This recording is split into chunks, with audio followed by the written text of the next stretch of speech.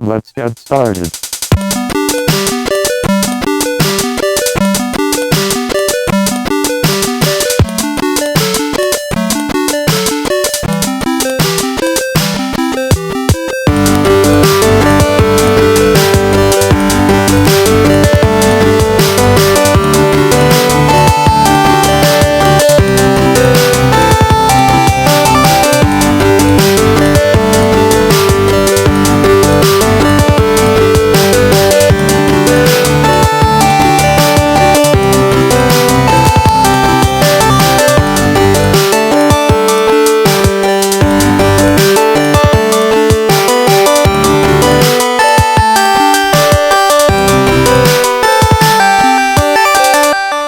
All right, everybody, and welcome to the Bonus Stage Podcast, episode number 22.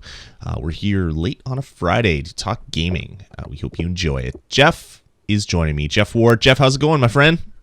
Good as always. Well, that's a lie, but it's going good. It's been an interesting week. Car got towed.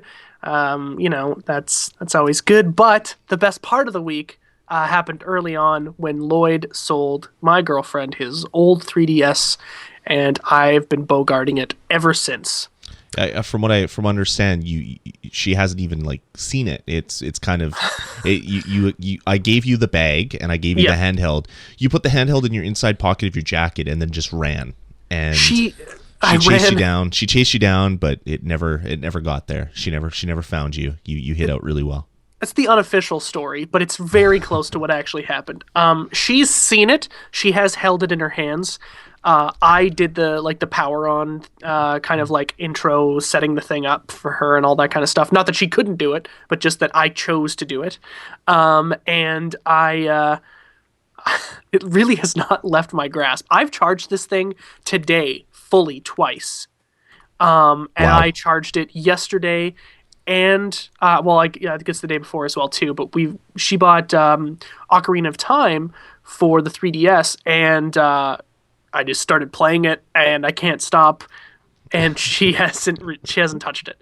So I told her, I was like, listen, this is yours. She's like, well, I bought it for both of us. And I was like, you shouldn't have said that, because now all I hear is I bought it for you and it's mine. It's an early birthday present, early Christmas present, early whatever, an early St. Patrick's Day present, I guess. Yes, that's what it is. St. Patrick's Day is very sacred for present getting and giving in my household. So, but it's I don't want to talk too long about it, because obviously we've been through the gamut of how good this thing is. But really, I was going to say it's a new console. It just came out. Let's talk about this new thing called the Nintendo 3DS. I've never owned one, but I've been a big supporter of it because of how strong the library is, and I can't believe how much fun I'm having with this thing. It kind of shocks me that I haven't bought one already, and really it makes me want to get rid of my PS Vita and trade that in and get a 3DS XL for myself so she can have this one. That's how much I like this thing. Wow. And I love MLB The Show. Let me tell you, I don't really want to give that up, but the Vita sucks in comparison. It is not even a contest. No. Did I say that? How long have I said that, Jeff? And you were kind of like, yeah, but the Vita's good. It has real games. I'm a real gamer. Not your I don't think I ever said that. Not your kid games. You're playing with your horses and you're dressing up your Barbies, but I'm playing a manly game. I don't think I've ever said that about the Vita.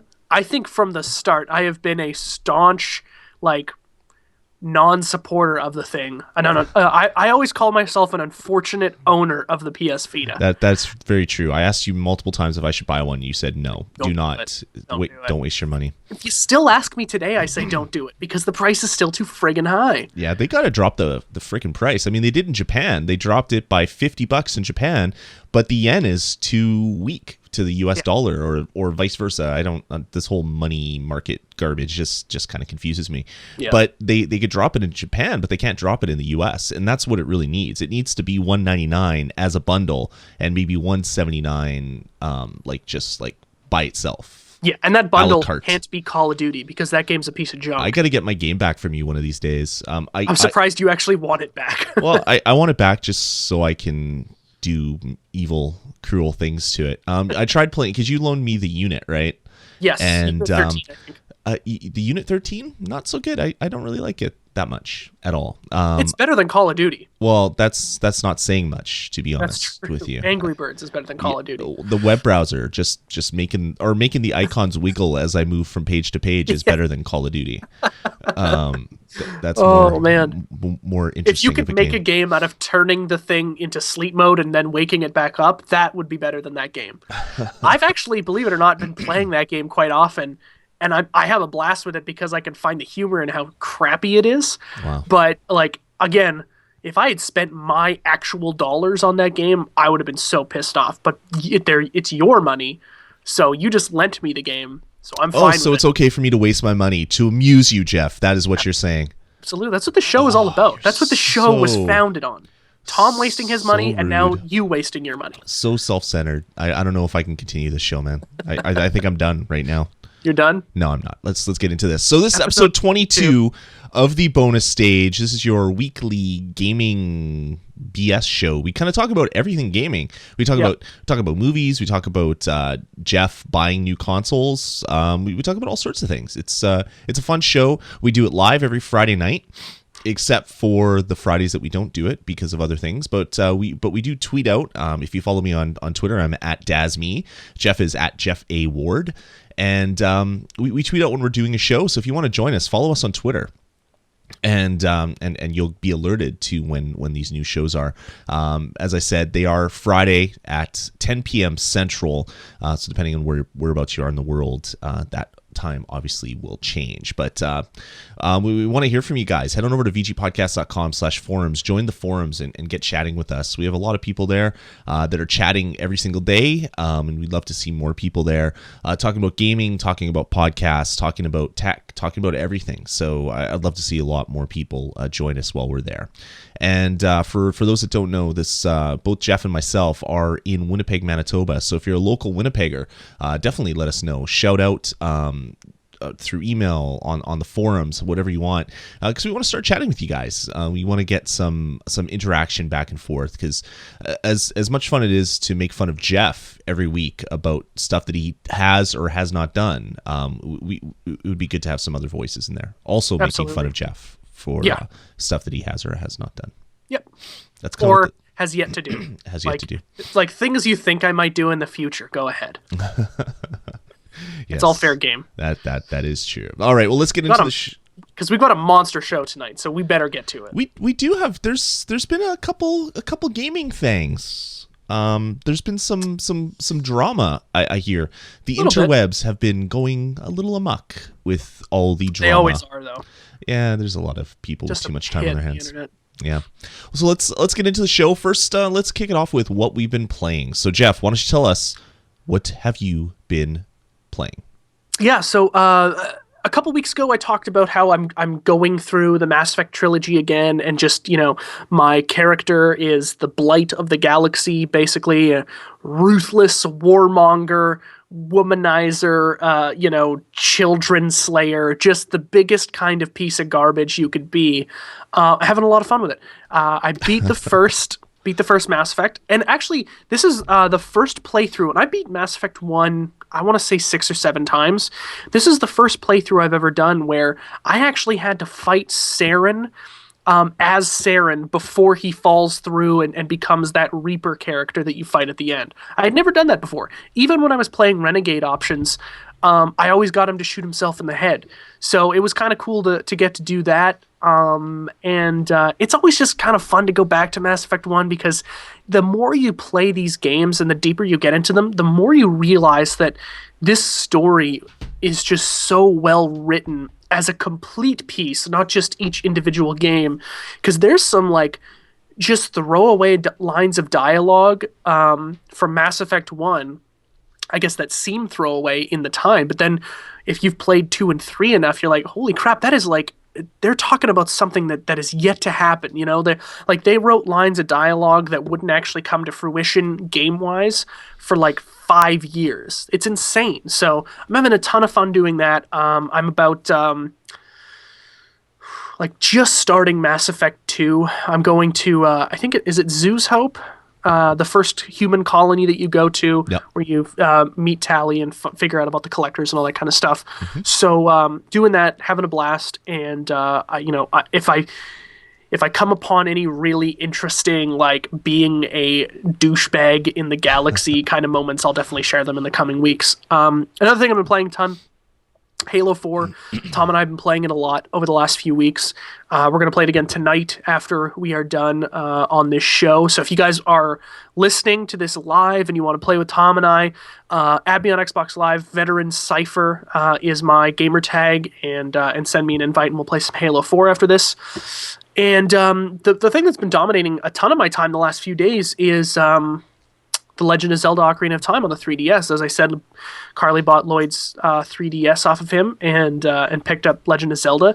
She has not even played it, and I have just been You are destroying the that best game. boyfriend ever, Jeff. Oh, I'm a fantastic guy.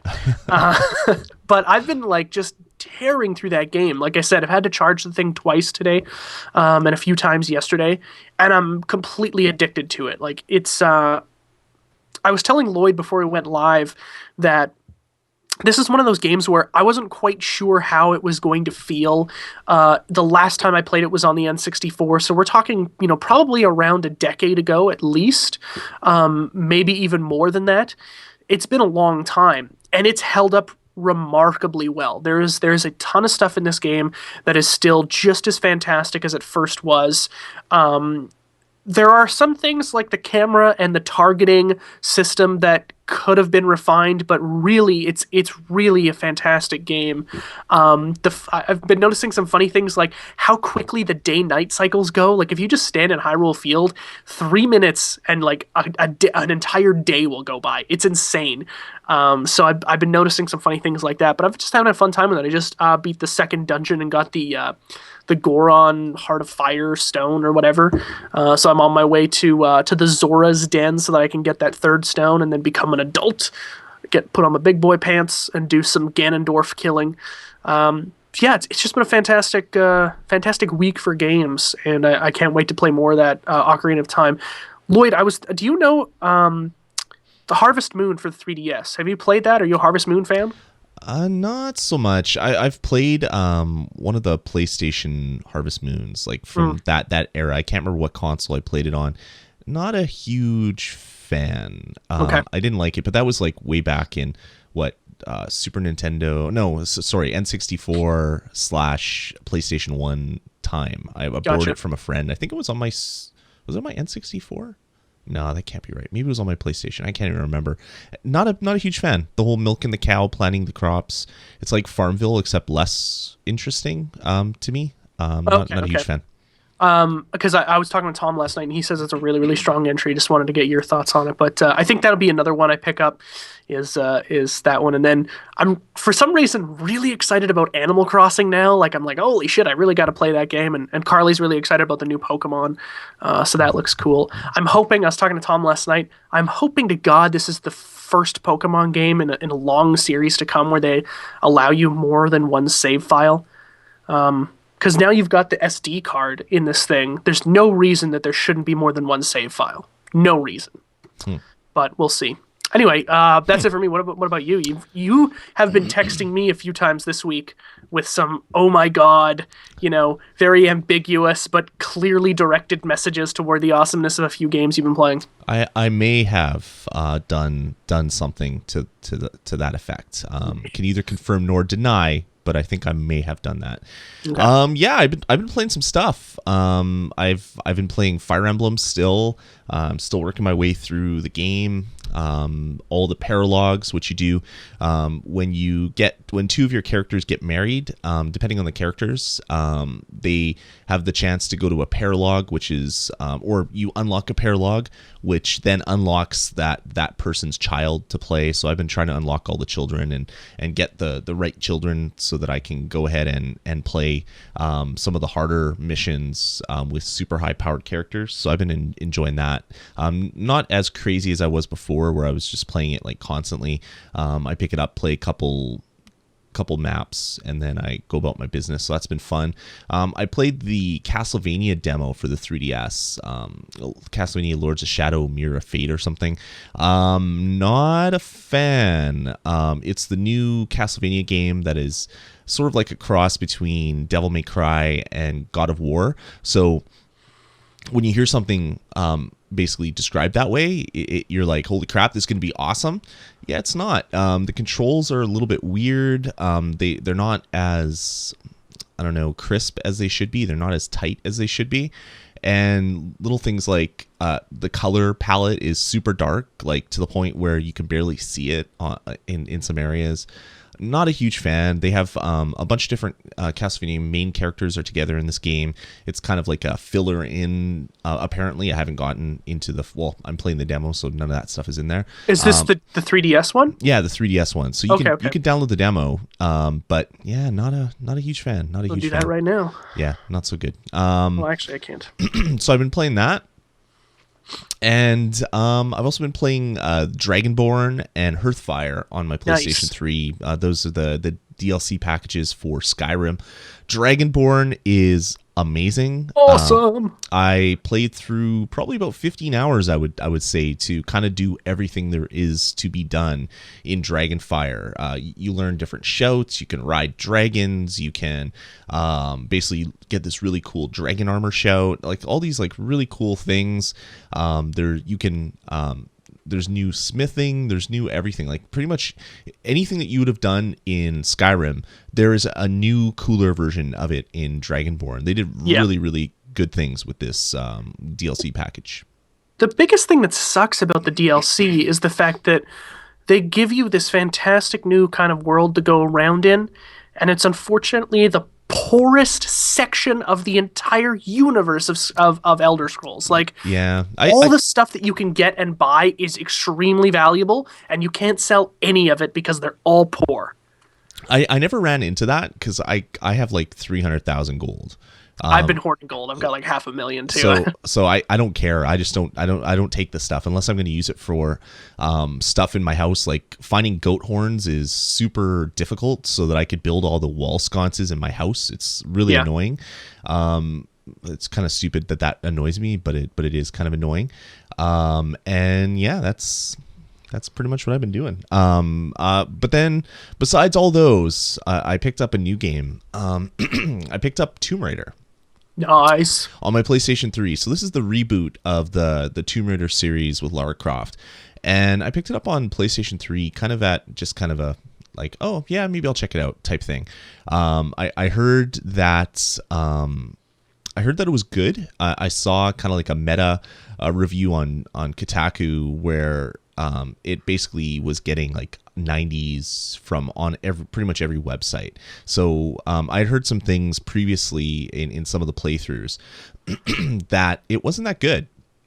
So I was cautiously optimistic. I was going to wait for a little bit, maybe for a price drop. But then I saw the reviews were just like off the charts. So I basically said, okay, I'll pick it up. So I did that. I did it through the digital download on my PlayStation 3. It's actually a really smoking deal for like the normal $60 price that you would pay for the game. You get the main download, which is about 9 gigs. You get all the DLC that is available from most of the retailers. Like there's some like GameStop exclusives and some Target exclusives, but most of the other stuff is available. So it's extra costumes. It's a multiplayer map.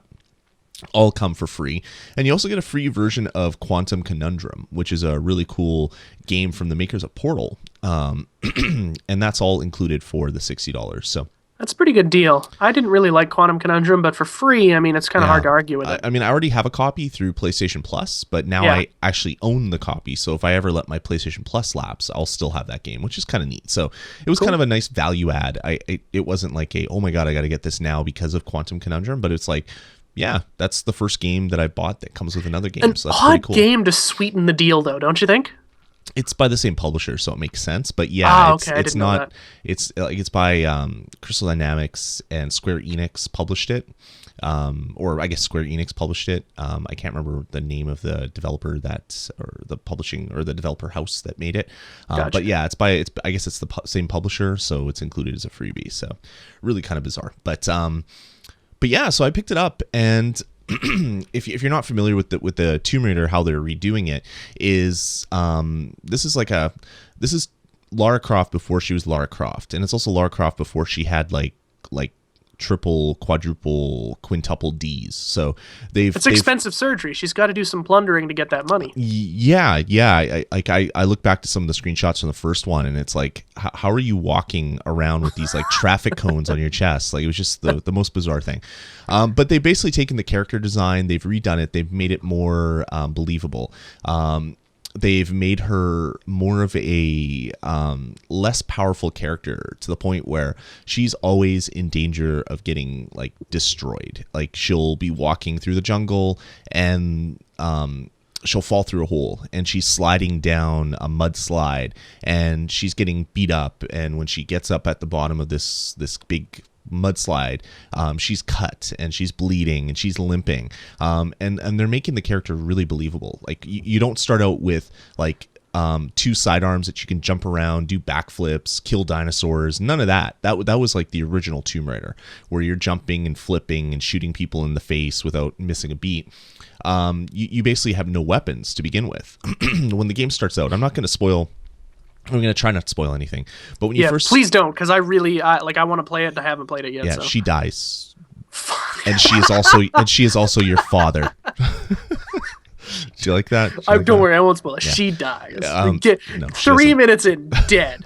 The game is very short, so I played a lot of Quantum Conundrum after that. That's friggin' hilarious. No, so I'm not going to spoil anything, but basically you're on a ship and you're trying to investigate something, and the ship doesn't make it. So you wake up after swimming to shore. You're basically on the shore of this island, and you see the rest of the people that you're traveling with. They're kind of off into the distance, and you're hurt. You're holding yourself. You're kind of limping, and you're like, "Hey, over here!" Like, you're screaming at the top of your lungs, which isn't that loud because you're injured and cold and whatever. And no one can really hear you, and then you get like knocked to the F out, and then you wake up basically in this cave, and you've been put there by this crazy person, and you don't know anything that's happening. And basically the next 10 or 15 minutes is just you panicked, running for your life, trying not to die. It's probably the most I don't know, uneasy that I felt in a game. Like, I really felt like not scared, like not like a survival horror, like jump scared, but it was just like this feeling of dread, similar to if you watch a really good thriller. They did it really good. Now, is that because she's a female character, you feel like you're more nervous for her because she's a female character, or is it really that tense? Oh, I think it's just that's the way she's been designed. She has no power. Like, she can't beat people up. Like, she can't fight. Like, there's no way to actually fight. You can't punch or do anything. Your hands are tied, right? I think that's the beginning of the game. Your hands are tied together. Yeah, but you get that. You get that out. But you have no offense at all. Gotcha. Eventually, you get to a point where you find a bow, and then you can use a makeshift bow that was basically somebody on the island basically just put some sticks together and put a string on it, and that's your bow. So not very effective. But when you first start this off, like, you're helpless. You have no chance of doing any damage, so you're running for your life. And it just, I don't know, like, do you remember Uncharted, how Nathan is always kind of like staggering and pushing around things and objects and things like that? Like, they make his animation really believable.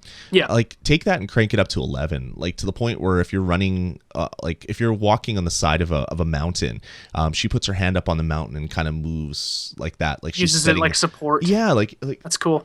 They've done so many little things to her character just to make her super believable. Like, you believe that she is weak and will die if she screws up.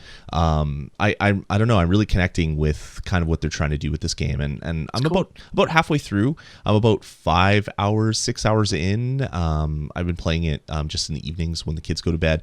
It's a pretty violent game, right? Not one you probably want them to see. Well, I played a little bit with my kids, wanted to see what the game was about, so I was playing a little bit with them. And then she drops like an F-bomb, and they're saying shit every 5 seconds. And I'm like, yeah, you guys are a little young, so not the game for you. So I send the kids upstairs just as they get to the rape scene, which everybody was making like crazy noise online for. There's a rape scene in the game? No, There isn't, Oh, but okay. there was. I have to find some of the articles, but they're talking about how she was basically being essentially raped, but she wasn't. Basically, at in the game, you come to this point where you're basically being held, and this guy like puts his hand on your thigh, like you're basically up against a wall, and they said that was rape. She's being touched against her will, and then if you die, like, or if you screw up, like there's some quick time events that happen. You trying to like you headbutt the guy and then whatever to get away, but if you fail, he basically chokes you and kills you and throws you on the ground. So obviously he's not there to rape you. He's there to like scare you. But there was some big deals made about this online. I think it was what was shown at E3, I believe. But Oh, okay. Yeah, I do remember that scene. Yeah, and he like slams her up against a rock or wall or something, yeah, right? yeah, he's Yeah. just trying to make his will known with her, so she's super scared or whatever. And I'm not saying that what he's doing is good or whatever. I don't want to get into any political rape stuff or whatever. I don't know. I'm not interested in any of that stuff. But my kids basically went upstairs. I unpaused the game, and then like 3 seconds later, this is all happening, and I'm like, all right, that was very uncomfortable for me. I'm glad my kids aren't here. So yeah, it's definitely a game that, although it's not mature, like basically like dude bros running around with guns, shooting people in the head, making brains explode. Dude, bro. It's mature in other ways, and I don't know. It looks unbelievably beautiful. It looks great. Like the graphic engine, everything. Like it's just a beautiful game. So I'm not going to get any more into it, other than the fact that if you like sort of like, I don't know, Metroidvania type games where you get to areas and you can't do anything because you haven't unlocked a skill yet. That is essentially what this game is about. Like you basically have a bow and that's it. And you shoot people in the face and that's all you can do. And then you kill a certain guy and he drops a gun. You pick up the gun. Now you have a handgun and a bow. And then you kill another guy and he has a rifle. Now you have a rifle, a handgun, and a bow. And then you get to the point where you can upgrade your weapons and do different things. You get special modes for your weapons, like your bow. Eventually down the road, you can fire rope arrows and you can use that to pull things, like shoot certain things and pull them, or you can use it to make rope ladders. One thing about Uncharted that really kind of bothered me all the time was with Uncharted, you were always you were always like looking for shiny things because there was the whole big collection aspect to it. And if you missed something, you're basically screwed. You had to play the game over again to find that one artifact that you missed.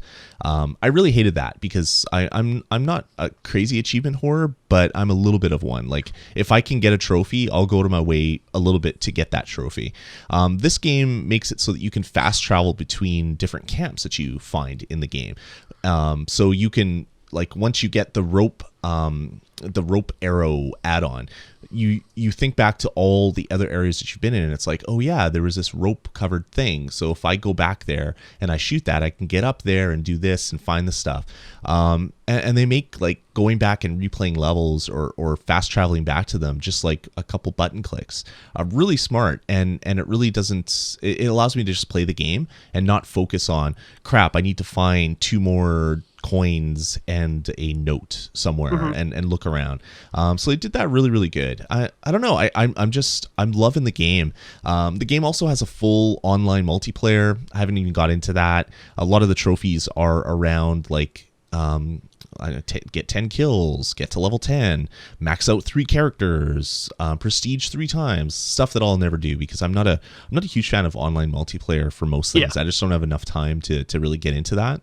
So I'll never platinum this game, but well, you see, the great thing about multiplayer games now, or multiplayer components of games, is that they're really kind of structured to only be played for a little bit at a time, right? Like, you don't actually have to dive in deep to get a lot of the value, although I've heard from reviews I've read that with Tomb Raider, it's a little bit unbalanced and you have to grind. Basically, you have to get shit on for a lot of matches until you can unlock a good weapon to compete, which kind of blows. You're basically getting together with a bunch of people and you're leveling each other up to get the thing. Because you have to get, to get all of the trophies, you have to get to level 60 with one character. And then you have to max level up, which means you have to prestige 3 times. So you have to get to level 60 3 times to unlock all the characters in the game. That's not something that I will ever do. I'm not going to have the 20 hours it's going to be required for that. So I've never cared about trophies, but I care about achievements, and it always drives me bonkers when they do that. It's give me a little bit, 5 or so achievements where it's multiplayer. That's fine. Yeah, don't force me to play multiplayer. Yeah, it kind of sucks, but here, I mean, it's free on the PS3, so it's not a big deal, Yeah, it's not a big deal, but it's also something that I will never do because I don't play the game that way. And these things are supposed to make you play the game and do different things that you maybe wouldn't do. So I get that, but I'm never going to play like 20 hours of multiplayer. Like I did enough multiplayer in Mass Effect 3 so that I could get my galactic readiness to the point where I could get the good ending. Like the best ending, not just the good ending, the best ending. They changed the game so you don't need to play any multiplayer to get the good ending, but if you want to get the best ending, you still have to play a fair bit of multiplayer to get that up. I did that. I spent like 5 hours, something like that, playing multiplayer that I really didn't want to do. I just wanted to get on with the story, but I did it because I wanted to get that achievement or whatever, or get that ending or this. It's good that multiplayer is really fun though. If you got a headset and a couple of buddies, man, it is awesome. It was Tom and I played the hell out of that thing. It was okay, but I wasn't in the multiplayer mode when I was playing it, so it was just more of a chore for me. So grind. Was that by the way? Did you just review that game? Where no, this is what you've been playing. Now it sounds like a review. No, I mean I'm only halfway through the game. I can't review a game if I haven't beaten it, but Gotcha. I hope to beat it by the next time we do a show and get into to do some multiplayer. So I can. Sounds like the game would really have to fall apart for you to not recommend it at this point, though. It's great. It is really, really good. I'm a big fan of drama and suspense. I'm a big fan of Metroidvania. I'm a big fan of emoting story through like nonverbal things, and this game does all of it. Like it's like watching a really good movie with really good actors, right? They did a really good job of this game. It's not perfect by any stretch, but it is probably one of the better games that I've played over the last little while. So I can't wait to get back into it, play a little bit more, finish off the story, and talk a little bit more about it next week. Yeah, I'm hoping to pick it up as well, but I'm going to need to trade in a bunch of stuff first and then kind of see where that leaves me. There's, I mean, we're going to talk about this in a few minutes here, but there's a ton of stuff to play this month, and I'm kind of having to figure out like what's really important to me. What do I need to play for the show? What can I leave, for a while and come back to it in the summertime? But the toughest of the easiest decisions to make kind of thing, but still tough decisions. Your life sucks, Jeff. It's horrible. I don't know how you live. Horrible. I don't know how to live with yourself. Take my own life soon, that's for sure. Episode 23 is the suicide episode. Oh my goodness, let's not even joke about that. All right, let's get on with the rest of the show. Let's get into new releases. We talked already about one, Castlevania Lords of Shadow Mirror of Fate came out on your 3DS. I'm not a fan. I was really close to just pre-ordering it without even playing it. I'm really glad I played the demo because I don't think I like it enough. It was hard for me to get through the demo. I'm getting kind of worried about it too because I was really excited about it, and now I'm like, I don't know. Play the demo. If you like the demo, you'll like the game because it's essentially the demo, like over and over and over and over again. It doesn't really change much up at all. That's true. So that's out. Tomb Raider, of course, is out as well on the PC, on Xbox 360, and on PlayStation 3. I hear there's some issues on the PC with some NVIDIA drivers. NVIDIA basically apologized to the community. That's never a good thing. So your mileage may vary depending on what console you pick it up. SimCity's out on the PC. We'll get into more SimCity talk in a little bit. We'll do that. We'll see how much the game is actually out. We're not sure yet. We'll save that for the news. MLB 13, the show, is out on both the Vita and the PlayStation 3. Jeff has bought 17 copies, which is why he can't buy any other games because he spent all his money on April's right around the corner, baby. It's baseball season. Let's go. On every single copy in the city. He bought them all. They're all gone. And I'm going to give them out in a hot air balloon, at Portage and Maine. I'm just going to toss. Everybody have one. Everybody. And you're going to get sued for like giving people concussions as they get hit with game cases with high velocity. What the hell was that? And last but not least, we have Mass Effect 3: The Citadel DLC, which apparently gives you kind of the ending of the game if you didn't like the ending of the game. This is another stab at giving you a good ending to the game. That's not entirely true. It is not an ending to the ending of the game. The No, game still ends the same way. Sorry, it's kind of giving you the story that you would have wanted if you were kind of like a, I don't know, a Mass Effect purist. Yeah. Some of the stuff people are like, I wish this was the ending of the game. I don't like the ending. I wish that this was the ending. I don't get that because the ending didn't bother me, but I don't know. Some people are crazy about these things. Yeah, it's a very. Here's the deal. Carly sat down and downloaded it on Tuesday and played it through in one sitting and loved it. Like, absolutely loved it. Tom as well sat down, played it pretty much one sitting, thinks it's the best piece of DLC in Mass Effect history. There are a bunch of people who agree with them wholeheartedly. It is, without spoiling anything, it is a fantastic way to kind of send like a farewell to all your favorite characters, talk with them, interact with them, and kill some bad guys as well too. So I'm really excited to play it, but I haven't even played Omega yet. So I've got a couple of DLCs to kind of catch up on, but everybody is just absolutely loving it. $15, 1,200 points on Microsoft Store. So yeah, it's like pretty much a must buy. I've yet to play it, so I can't like say officially, but if everybody else who has the same kind of brain about Mass Effect as I do, I can't imagine that I would say nothing other than that I loved it. And I will never play it because it is not coming to the Wii U at all. But don't you have it on the PS3? No, I have it on the Wii. I bought it on the Wii U. Oh, that's garbage. Yeah, I played through Mass Effect 1 on the 360, Mass Effect 2 on the PS3, and Mass Effect 3 on the Wii U because I'm an idiot. That's the worst way to kind of go about that game, man. That is a horrible I made all the same decisions, so it's not like I lost anything. I think you my did. Shepard is pretty much the exact same as she would have been if I would have kept her from one game to the other. I guess. Yeah, it's no DLC thing on the Wii U. Weird. Like, are they never coming out with any DLC? Well, they have all the DLC up until the Omega? No, what was before Omega? Leviathan. Yes, up to that. So all the other DLC was there, which is like 2 DLCs and the ending thing, I think. Yeah. So yeah, whatever.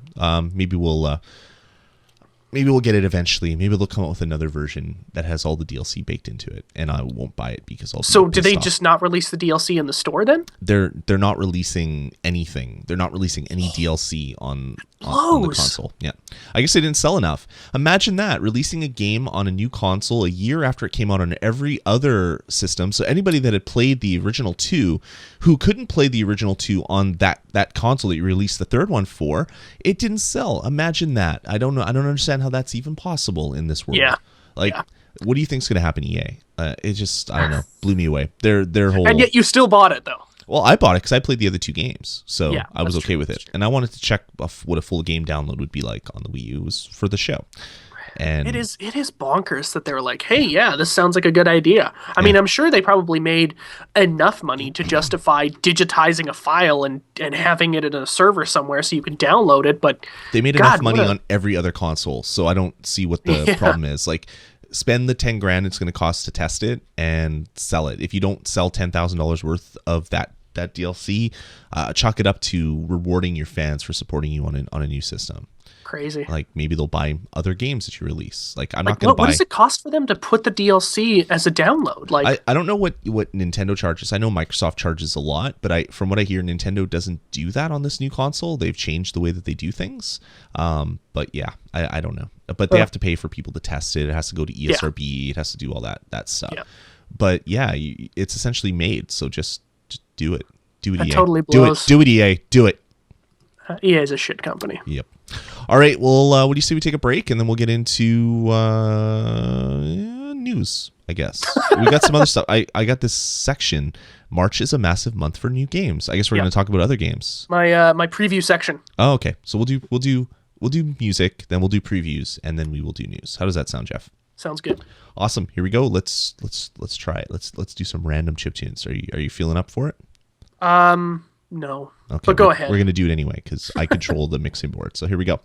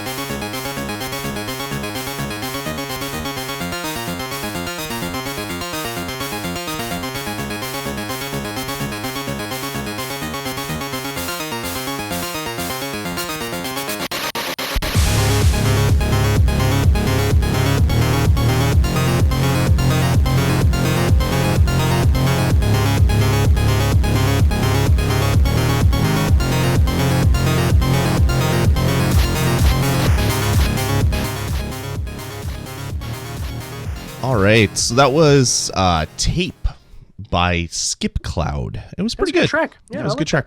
It has a lot of samples from like an Atari 2600, so I can I can appreciate that. All right, man. What do you say we do this? What else are we I was here gonna say for? something else, but I was just like, no, it's not gonna I work. know, So I know. I could definitely tell when you changed gears mid-sentence. yeah, that I was gonna say something totally rude, but I'm not gonna do that anymore. Let's get into what Jeff is calling his March is a Massive Month for New Games section. Yeah. So we don't really have any reviews this week, and I kind of wanted to talk about something in this section. So we do also use it for weeks that we don't have any reviews as kind of a preview section. And I went through and looked at all the games coming out this month, and I couldn't believe how massive it was. Now, we already talked about a few of them. Castlevania's a big one. Tomb Raider's a big one. SimCity's a big one. Regardless of what you think about the game, MLB 13, the show, big game. MLB 2K13, big game. These have all come out just this week. But we've got a bunch of other big AAA titles that you would see in any other year as a Q4, November, October release. So I kind of wanted to go through a few of those. Sure. The first one, But BioShock actually, Infinite. Can I stop you before you get started? ahead. I noticed that there's a little bit of bias on this list that you made. Okay. It seems that you're only looking at stuff on Xbox or PlayStation 3. You're missing some good Nintendo stuff on here. I actually had that on the list and then took it out a few days ago. How many lists did you make, Jeff? Did you make 12 lists? I had 3 lists actually, and I kind of wanted because I shortened this list because we have so much news to go through. You're such a bullshitter. I'm not even kidding. I'm not kidding. All right. First one, BioShock Infinite. You know what? If Nintendo wants to get some good games on the Wii U, then let them do it. But let's talk about the big ones here, Lloyd. Let's talk about the big games. Okay, so the first one that's coming out in a week and a day, Lego City Undercover.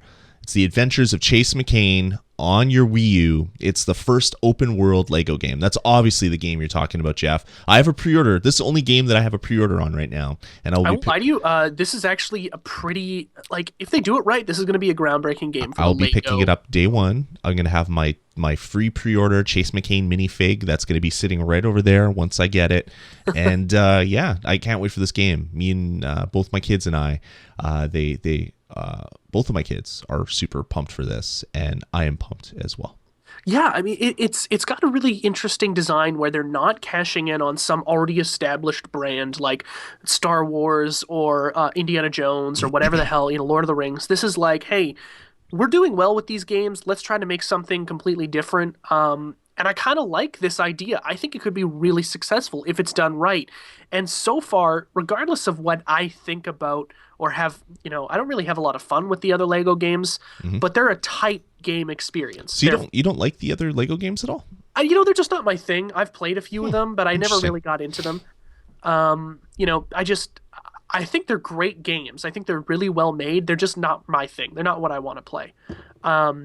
But they're really, really solidly built. Like, the team of developers who works on these games aren't idiots. They are pretty smart. They do a really good job of making a really good gaming experience. And if they put that amount of work into this, which is, I guess you can kind of consider it a new IP, or at least a new derivative of the main IP. Yeah, it's Lego City. The Lego City sets have been out forever, and this is basically taking all those sets and putting them into a world. And then you are Chase McCain. You're one of the main superhero crime fighter type people. But one of the things with the game is it's open world, so you're basically creating things. It's not like other Lego games where you're finding Lego pieces just by walking around. You get pieces by building stuff. So you have to unlock missions, do stuff to get the ability to then build the fire station or the airport and other things like that. So they've kind of flipped it a little bit. And the fact that it's a world that's been out forever, like Lego City sets, like when I was collecting Lego when I was a kid, there was the Lego airport and the Lego airplane that you could buy, and all those sets, some of the first actual sets, they're all in this game, which is really cool. And they're also doing other things where, as I said, it's open world, but it's open world with a bunch of different jobs. So you could be the criminal to do some stuff, or you could be the firefighter to do some stuff. So they're kind of taking the how the other ones had kind of the open world, like after you beat a mission you could play as any characters. They're actually making the whole game like that, and from what I've read a couple previews and looked at some like our first impressions type stuff online, and people seem to be universally loving it. And these aren't just like people that are like kids games players, so it's not like the kid friendly websites are the ones that are talking about this game.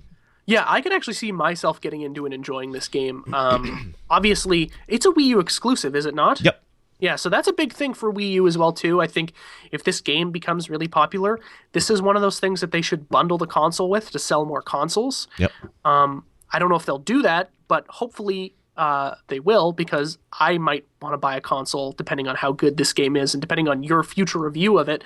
But I've heard the same thing as you. I haven't heard anybody really say anything bad about it or kind of like have an opinion where they're like, I don't know. Everybody's like, no, this is going to be good. I'm really excited for it. I can't wait to play more. So Lego City Undercover should be a really awesome experience.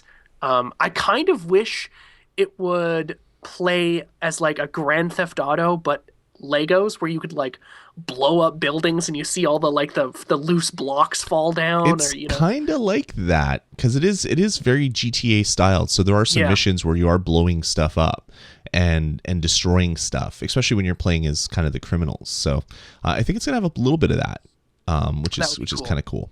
That'll be cool. Trevor, all right, kill hookers as Lego. I'm in. Yeah. I'm in too. I am in too. Yeah, those one peg pieces are used to great effect in that particular part of the game. So ridiculous. Okay, so we'll go back to the top of the list here. BioShock Infinite. Mm-hmm. Who's not excited about this game? I was excited 3 pushbacks ago. And they have pushed it back a lot. Yeah. But I'm still gonna get it eventually. But yeah, I'm excited. I've talked to a few of my friends who are actually not picking it up now because they're like, well, you know what, they pushed it back too much and now I don't care. My stance has always been, listen, if they are openly admitting that they need more time to make the game good, let them have that time. I can wait. If the end product is going to justify these waits, I have no problem. BioShock 1 was such a new experience that I really don't even know what to equate it to. It was such a groundbreaking game, and I hate to use that word groundbreaking because it sounds very cliche, but it really was. Yep. And as we all know, BioShock 2 wasn't bad, but it certainly didn't even come close to how good the first one was. I never played the second one, but that's kind of the big consensus. This third one, just from the E3 reveal trailer 3 years ago alone, everybody's like, holy crap, they could do it again. Mm-hmm. And, if you need to take some more time and do this, go ahead. But it's pretty much 100% confirmed at this point. I think they're shipping discs probably right now because it comes out in a few weeks, I believe. Or is it this week? I can't remember. No, it's like 2 weeks away. Yeah, 2 weeks away. So it's going to happen. I'm excited to play it. I don't know if I should wait for BioShock Infinite or if I should get Tomb Raider or what. But again, another decision to make. So you get Tomb Raider, and then you beat it in a week, and then you trade it in for credit at the high point to then get BioShock Infinite. It's true, yeah. I guess I could do that. You could do that. Next one, God of War Ascension. Yeah. Big game. I'm not really into it because I've never been a fan of the series. I hear you get to see some boobies in it, which is kind of cool if you're into boobies and you don't have the internet for some reason. Like every other God of War game? Yeah, that's true. They do have those scenes in them which are really funny where you just like pressing the circle button and girls moan louder. Those are hilarious. Yeah, they're equally parts hilarious as they are sad. Yes, they're pretty sad as well too. That some guy had to like actually code that thing I guess in there. They fit in the mythos, but I just loosely, very loosely. Yeah. They could have done without those scenes altogether. But this game really kind of just does look like God of War 3 with a little bit of a nicer polish to it. But if you're a God of War fan, and I know there are tons out there, you probably won't be disappointed by this game. So that's going to be on your radar again. A few weeks as well. Another GOW game is Gears of War Judgment. Now, I really like the Gears of War series. I don't know how I feel about this game yet. Yeah, I love Gears of War. Yeah. This one is just I don't know. I'm not excited about it at all.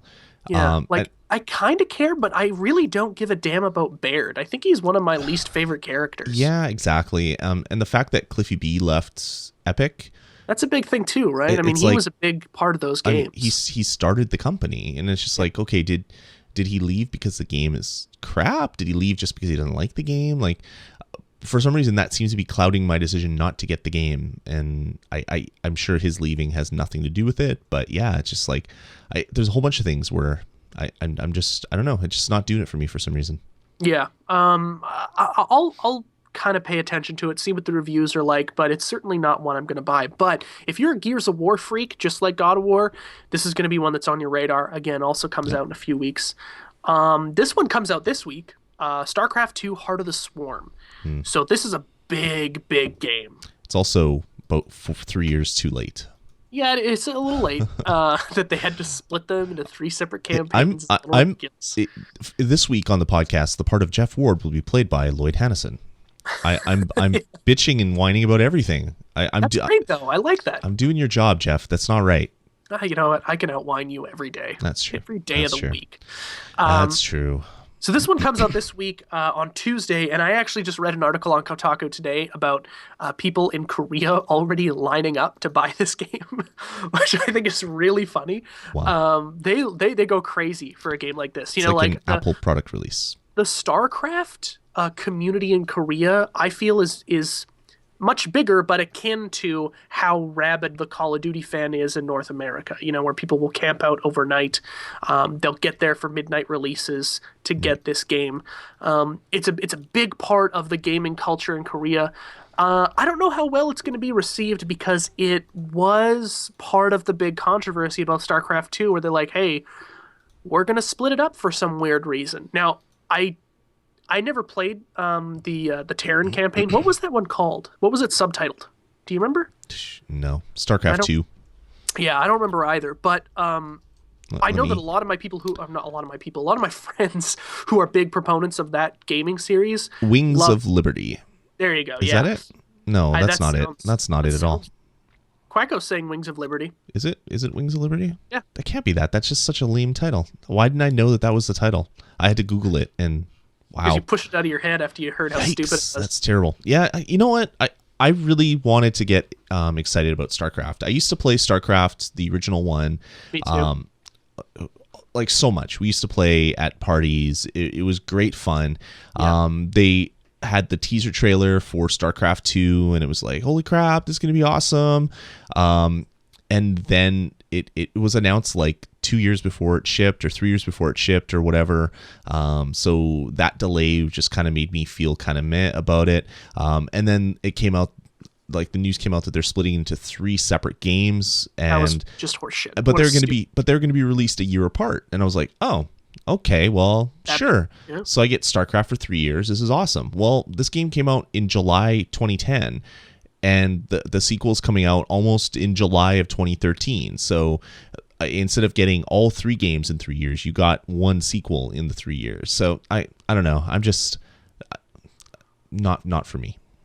Not for me. I'm gonna. I obviously won't be picking it because I don't have a computer to run it, but it's going to be a big game. Yep. It's gonna be a huge release, and I'm not saying it's not. I know not for me. And you know what? With the agreement that they have, like Blizzard has with PlayStation or Sony, maybe this like StarCraft 2 will be coming on the PlayStation 3 or 4.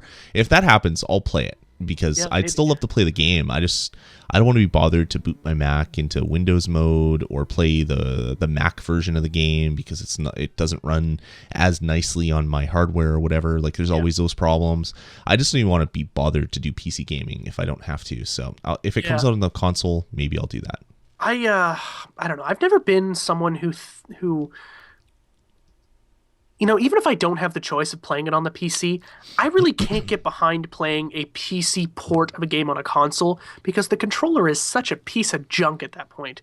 The interface has to be refined to such a degree where the game is actually watered down because of the control. You know, the keyboard and mouse. Maybe we'll see.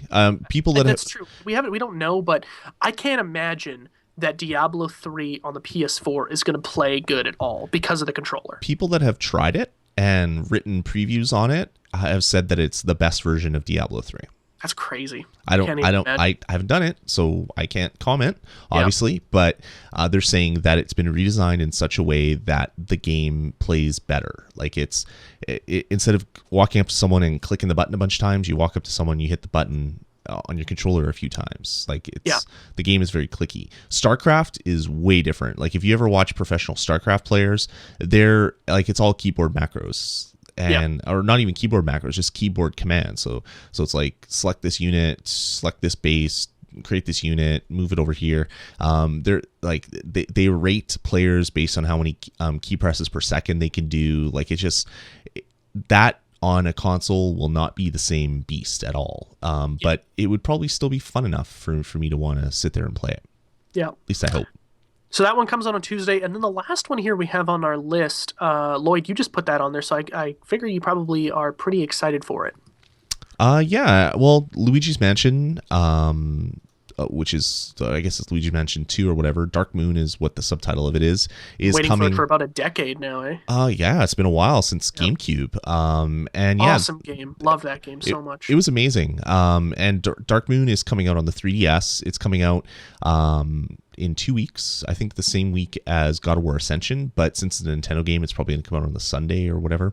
But yeah, this is coming out as well, and it's another one that I'm going to be picking up. Not because I'm a Nintendo fanboy, but because they have a promotion running that we talked about last episode or the episode before, where if you buy a 3DS XL and one of a collection of games, this one being one of them, the other one being the new Pokemon one, you get a free game after you register both of them online. So I'm going to pick it up because I was going to pick it up anyway, pick it up on release day, register it online so I can get my free copy of Professor Layton or whatever other game I pick.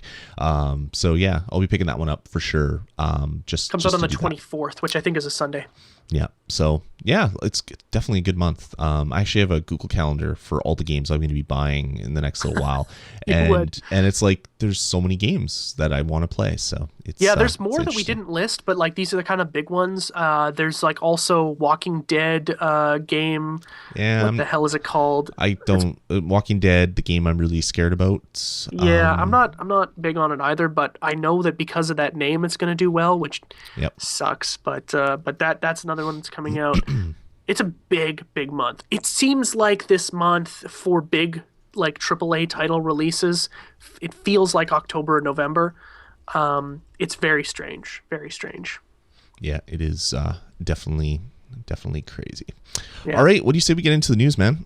Yeah, let's do it. Yeah. Okay, let's start it off with the big news story. So, I was actually I just saw you put into the show notes this title. I was actually just reading the blog on EA's SimCity thing right now, and I was just reading what you just put on there. I thought that's really cool. Yeah, it is interesting. So that's SimCity. So SimCity came out this week, and it's one of those games that should be single player, it is single player with online functionality. But instead of having the game as a single player game and then connecting online when you want to go online, everything is stored online. So if you pull the network cable on your computer, you can't play the game. If you have a power outage because of a storm and you want to pass the time because you're shivering in your house, you can't play the game. If you want to play the game on a plane, you can't unless you pay for the expensive internet service on the plane because it requires an always-on connection. I hate that. I think it's so stupid. It's never gone well. Can you name a game that has ever gone well? Like Diablo 3 when it came out, I remember buying Diablo 3. I bought the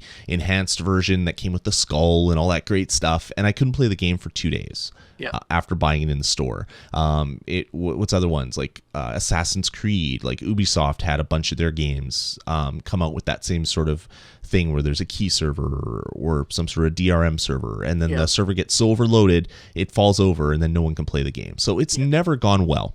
The thing about SimCity is trying to do this new thing where the city that you build can connect to other cities on the server, and you can share and buy resources. So if you have a city that is next to a big body of water, you can sell that water to another city, and they can sell you power, or they can sell you whatever other natural resource. Yeah. It's a very cool idea. It's Facebook. It's Facebook games made into a real game. Yeah, which is I good. actually I like it. I think it's really cool. I think a lot of people think it's a good idea. Why the hell can't I just play offline and not have to worry about that kind of crap? Like, it doesn't make any sense that they are like really like shoehorning you into this mode where like if you buy this game and you don't have the internet, you're totally effed. You're Yeah, totally effed, and that's stupid. yeah, A lot of people don't have the internet. It's still very expensive in a lot of places. yeah. I don't understand it at all. It, Sell your game to everyone it, who it can have who can play it, and then the internet thing is optional. yeah, it makes absolutely no sense. Especially on a game like SimCity. Like we've been waiting for a new SimCity forever. Yeah, It's one of the beloved franchises in PC gaming history. I can I remember really playing. want to play this game. Well, I can remember playing my first version of SimCity on a monitor that only had one color, and you're playing it with Nice. either on or off. Your two colors, black or white. The screen I played it on was green, so it was green or black. And I played SimCity like crazy on that. And then I played on CGA screens and EGA screens, and I played it on my Super Nintendo. I've played it on my 386, on my 486, on my Pentium, all the way up to like SimCity 2000 or 3000. And That's where I got into the series. Is just like 2000. I've played SimCity like crazy, and I was so looking forward to this one. And then it's this always online garbage where if I want to choose to play at a time when I don't have an internet connection, I can't. I really hate that. Well, It's not even released for Mac yet. They're like delaying the Mac release because they're still figuring it out. yeah, they said it was going to be a simultaneous release. Yeah. That didn't happen. They said it's going to be spring. Well, that could be anytime Spring is between right now. and 4 months from now. So Yeah. who knows when it's going to come out. But so anyway, the game launched this week. The first day went pretty good because it wasn't actually released to everybody. It was released to reviewers. So on Monday, all the game reviewers were able to download and play, and there was some play-alongs posted. I watched some of the IGN play-along where one of their guys basically did 9 hours straight of playing SimCity from first install to however far he got, and it looked like so much fun. Yeah. All the way to the point where I went to this I installed Origin on my Mac, and I said I'm going to buy this game. I looked online, and it said the system specs on the PC are blah, and on the Mac are blah. It's like, awesome, I got to be able to play this. Went to the Origin thing, went to buy it, and it's like available on PC. I'm like, wait a second, it doesn't say Mac there, even though the system specs say Mac. So I looked, I poked around, and sure enough, there wasn't a Mac version. And I was like, okay, I can install Boot Camp, I can install Windows 7 or 8 on my Mac. Fine, I could do that. I don't really want to, but I could. But then I looked into it a little bit further, and that's when I started seeing, and this would have been Tuesday, seeing stories of people that can't even install the game. So they go to install it online, and the download won't happen.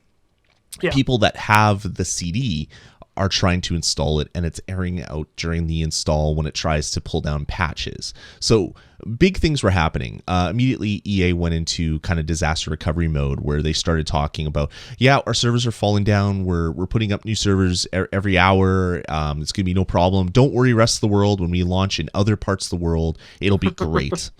And you know what? It hasn't been great from when it was released to even today. People are still having problems. Polygon, the website, basically put out their SimCity review, and they gave it a 9 out of 10 and did really great. After all these server install, can't play the game, like people that have installed it and have played it once will go to play the game, and it's like server cannot be found, and they can't play the game. They have the game, but they can't play the game. They amended their review a bunch of times. I think it's down to 4 out of 10 now because of all the server issues. So they modified a review that was 9 out of 10 to 4 out of 10 because the servers were down. I'm going to say also, like, a lot of people think that that's overdoing it. I think that's well within your right as a reviewer. Listen, part of reviewing the game and having the game get a good score is the fact that you can play the game. It's release day. I understand that there are problems, but you know what? You are one of the biggest gaming companies in the world. You pump this game up to be this massive thing. People buy it. Be ready for them. It's ridiculous. Yeah, no, it's crazy. Sorry, it's not 3. Yeah, it is. It's 4. 4 out of 10. I just Yeah. looked right now. So they updated it on the 7th, so yesterday. And yeah, it's now a 4 out of 10. And it should be. It should be a 0 out of 10 because you can't play the game that you've spent $60 on. What a huge disaster. I don't understand how you can release something and not stress test it enough where at least your servers that are allowing people to download the game can stay up. Like it's like everything is falling over. Like how could you not? Like World of Warcraft can do it. There's other people out there that run, like Ticketmaster can do it. There's other things out there where there's a lot of people hitting something at one time and they found a way around it. Ticketmaster is a great example where it's like these massive spikes at like a certain time when tickets go live. Yep. That's a great example, and they can do it. I can't. I don't know the numbers, obviously, but I can't imagine that the income that is coming in from Ticketmaster and for EA is different by much. No. No. And especially considering EA's money is invested in these systems, Yeah. It's bonkers. It just seems stupid as well, like from a financial standpoint. When you sell a game, like if I'm a game developer and I sell a box copy of a game, some dude gives me $60. I take that $60, I put it in the bank, I use it to fund other games. What EA is doing here is taking that $60 and using some of that money to pay people to keep the servers running, using some of that money to pay for the servers, to pay for the heating, pay for the cooling, pay for the energy, pay for the hard drives, pay for wear and tear. It just doesn't seem like a good business to get in. Like have an online mode that has servers, but make the game playable offline. Like we're not in the world yet where every single computer is connected to the internet at every time, like every second of every day. It just seems really crazy. But anyway, that's neither here nor there. Like when was actually, this? you know what? I think that's like the point we're trying to make here is that that people don't want to be on the internet all the time, right? Like a lot of people do, but some people just don't have the internet. They got great computers to play games. It's just crazy. Totally. So crazy. 30 minutes ago, I just happened to refresh my RSS feeds just before when Jeff was talking about one of the games he was talking about, and I saw, hey, there's an update to the story, and I looked, and 30 minutes ago from when we started recording, or actually 30 minutes ago from right now, based on when we started recording, EA has posted a big blog post. I'm going to read a part of it.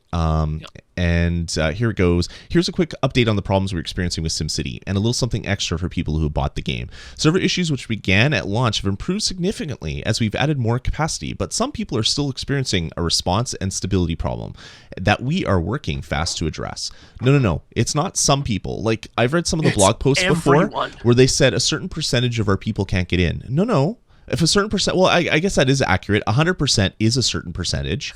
If your servers aren't accepting connections, people can't get on. And they had a problem with SimCity, Simpsons Tapped Out, where people couldn't connect. And they said a certain percentage of our people can't connect. No, everybody can't connect. If I was playing the game and I didn't turn it off and my iPad didn't go to sleep, I was still technically playing, I guess. I was one of the people that were playing. But if you're anybody trying to connect right now, you wouldn't be able to get into it. And that was the same thing with SimCity. Anybody that was trying to get on, the servers were not accepting connections. The servers were down. So they lied repeatedly. Like the Origin status bots that talk about their problems, they lie. Whatever customer service people they have manning those accounts should be ashamed of themselves. But whatever. Well, okay, so let's quickly talk about that because I think it's an important issue on this one. EA, publicly traded company, big into making sure that their shareholders are, taken care of. I think if they came out and was like, yeah, you know what, we effed up. This is big and it's bad and it's still bad. Obviously, I think that their stock would show in that. People would be like, oh, let's pull out. I don't want as many shares as I do. Right.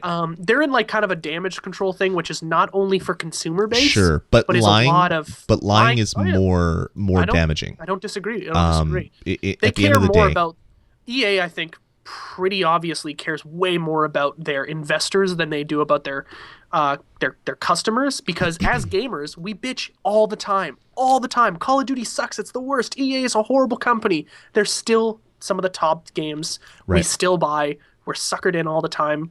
So it kind of sucks that we hate them so much, and yet we still give them money every day. Right. So it continues. So what went wrong? The short answer is a lot more people logged in than we expected.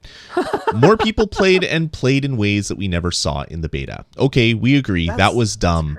But we are committed to fixing it. In the last 48 hours, we've increased server capacity by 120%. It's working, and the number of people who have gotten in and built cities has improved dramatically. The number of disrupted experiences has dropped by roughly 80%. I don't know how they're getting this. How can they know how many people couldn't get connected if their servers are down? It just doesn't. Is that like, I mean, this is your bread and butter, by the way. Like, Lloyd, this is your job. You do this all the time. Yeah. Does that even make any sense? Like, we've upped server capacity by 120% when basically every report that we've ever read on the internet, even reviews, have said that I can't get on, it can't play. Yep. How can they like drop by 80%? That seems like they're just throwing a number out there to make you feel good about yourself. Yeah, like I said, if your server is down and not accepting connections, then you don't know how many people are trying to connect to that server because it's not accepting connections. Like, there's major problems in your data center. Anyway, moving on. All their servers are just abacuses. All their servers are on fire. Actually, is what's happening. They had one of the Godzilla monsters walked through their server room and breathed fire on all of their servers. That's essentially, what happened. But anyway, it continues along. There's lots of blah blah blah blah. We love you. Don't go. We're sorry. Blah blah blah. But it continues, and to get back in your good graces, we're going to offer you a free PC download game from the EA portfolio. On March 18th, SimCity players who have activated their game will receive an email telling them how to redeem their free game. So F you, everybody that bought the game but can't get to the activation servers to activate it. Sorry, you are the most punished people, but we're not going to give you anything. So anyway, that's enough joking about this.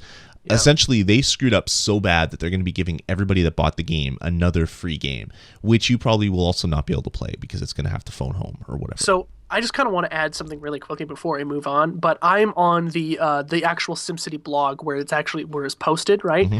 And there's a comment section below, which probably should have been turned off. It must be filling up like crazy. This guy by the screen name Proco Plus has 3 responses. He goes, I don't want another EA game. Please give me my money so I can buy games from Steam where the translation from English to Portuguese actually makes sense so I don't have to read some new kind of Hebrew Portuguese to painfully go through another unclear purchasing process. Thanks. He says then in a few minutes, he goes, and do you have a phone number? Maybe we can go out for dinner or something. And then he says, finally, I can't take you to the casino in my new SimCity town. Oh, wait, the traffic is stuck for about 2 hours and my citizens abandoned the city.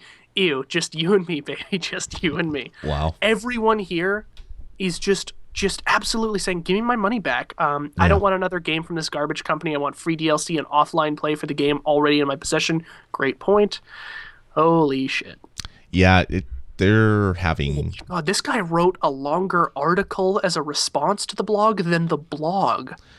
Yeah. People are upset. If you haven't understood, if you haven't heard what we're trying to say here, people are upset. Gee, I wonder why. Hopefully, this is kind of like the last of these always on like garbage things that companies are doing. Like make it so it can exist in both worlds. Like I understand that there's a DRM issue to combat piracy. Well, you know what? Everybody that paid for your game is now punished. Like you're trying to save your company from getting a few copies of your game stolen.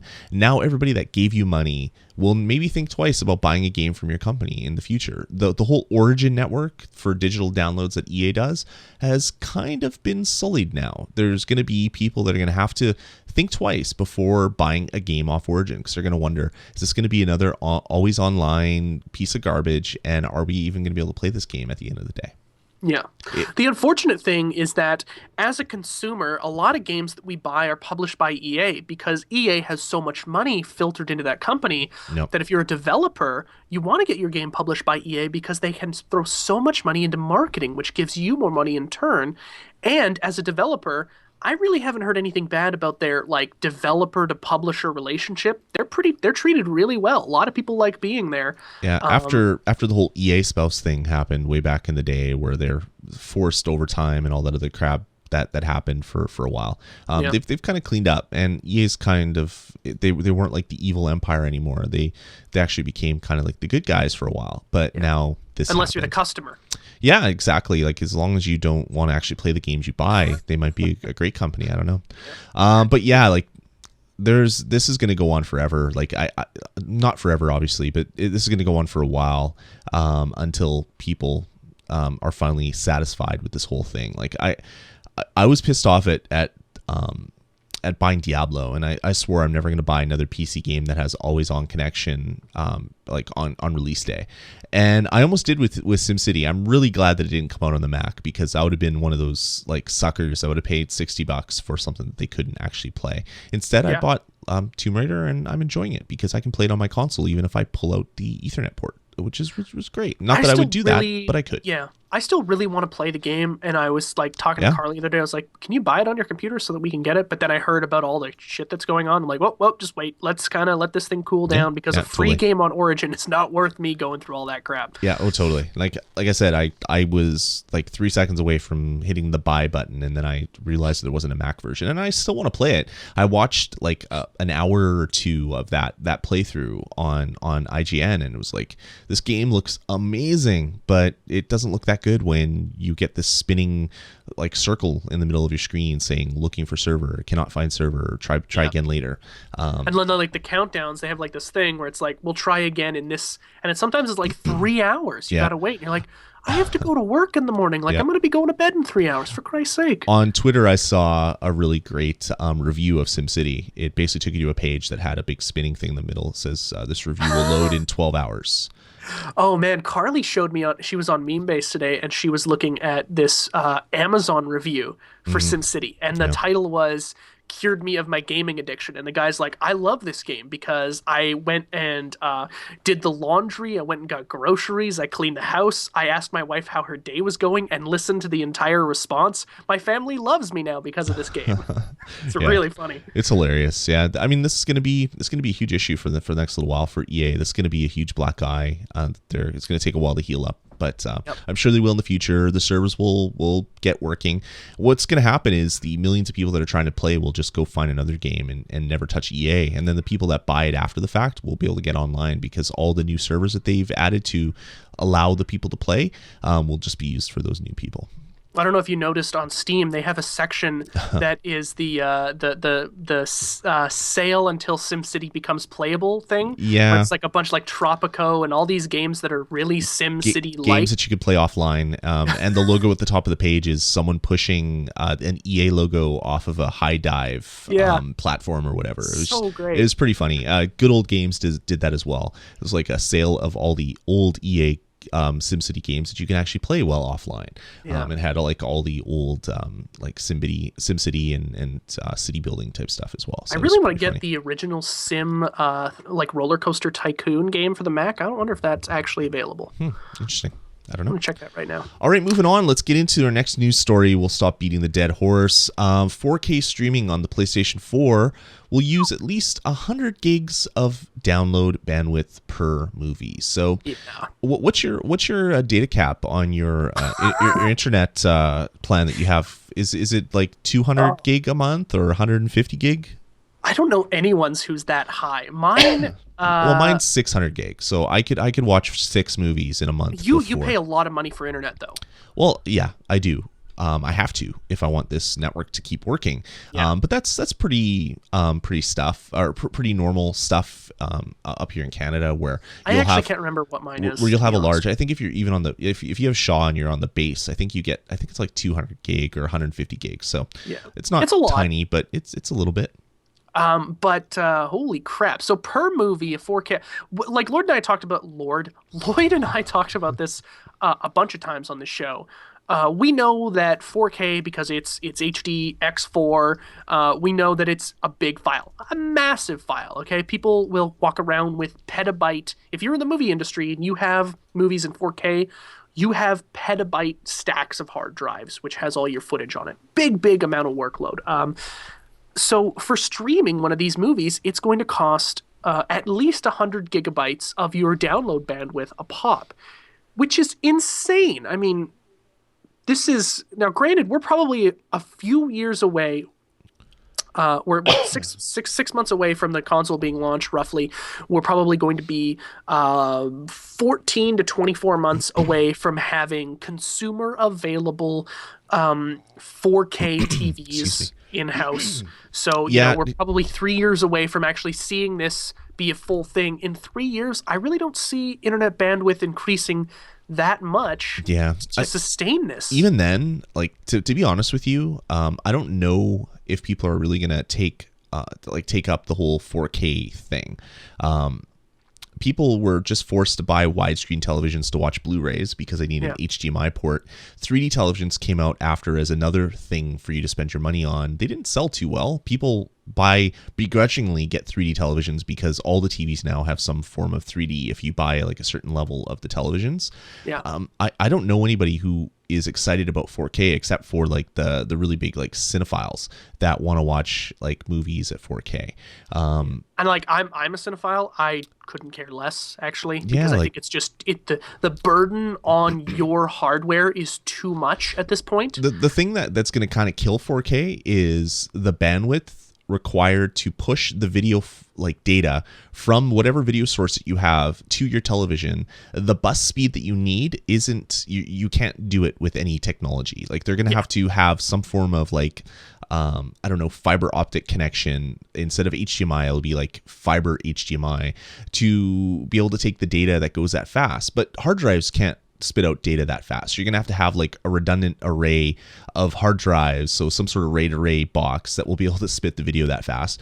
That is like liable to failure. So you're going to need like and super expensive. So you're going to need some form of new disk format that they're going to have multiple lasers to read the data. Like there's just so many problems that are that cannot be solved yet because we don't really have the technology to push data that fast in a way that is like consumer friendly. Like like going to the store, buying a Blu-ray, putting it in a machine and saying, "Oh, look up the 4K awesomeness." And there's no way in hell that you'd be able to do this Wi-Fi. There's no way. No, not at all. Like it would be on my PS3. Granted, it's old architecture that really hasn't ever been fixed, and we all know that it's a piece of garbage when it comes to surfing the internet or doing anything online on the PS3, especially on Wi-Fi.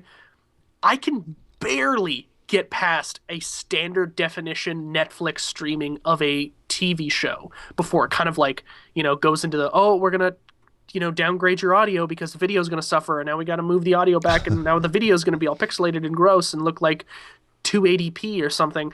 I mean, it's ridiculous. I don't see a need for 4K. HD is great, especially on the TVs that are coming out now with a broader color spectrum. People are adding in yellow now to RGB, which is fantastic. Guitarme in the chat room is asking, is that much of a step up from what's available now? 4K is basically HD times 4. So the resolution of HD is 1920 by 1080 times both those numbers by 4, and that's the resolution of 4K essentially. You times those numbers by 2, but it's actually 4 times the data because it's like taking a screen here, a screen here, a screen here, a screen here. So it's like taking 4 1080p televisions and stacking them. That's the amount of data that you get. So it's 2 times as wide and high, but that's actually 4 times the amount of data. I don't even know if you'd be able to fit an entire movie on one Blu-ray disc. You probably could. Depending on the codec you use. You'd have to really like compress the hell out of that data. But depending on the video, of course. We have now HD streaming becoming more and more prevalent in internet connected houses in the country in North America. Did someone kill a cat or something? I just heard this really weird sound. That was I think I bumped my microphone. Oh, okay. Wow, that was weird. But Carly may have killed the cat upstairs. That'd be fantastic if that happened. I mean, hobbies, whatever. Gotta do what you gotta do. Yikes. But it's kind of, I mean, just it baffles my mind that Sony thinks that tomorrow really people are going to want to see movies in 4K when we're really still teaching a lot of people what HD means. Yeah, I mean, it's going to happen in 10 years. That will be what you get because there will be different ways. Yeah, we got so off the topic. I don't even know what we were trying to get at here, other than the fact that 100 gigs is what the video is gonna take. People are bitching that your PlayStation 4 will not play games in 4K. Well, we're probably 5-6 years out from that actually mattering. PlayStation 5 maybe, right? Yeah, totally. We'll see.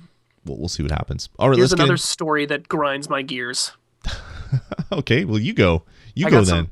I got some peace to say about this. So, Assassin's Creed 4 Black Flag was officially announced this week, and it's coming out this year. What the hell is this? I can't believe that this game is coming out so quickly. It really bothers me.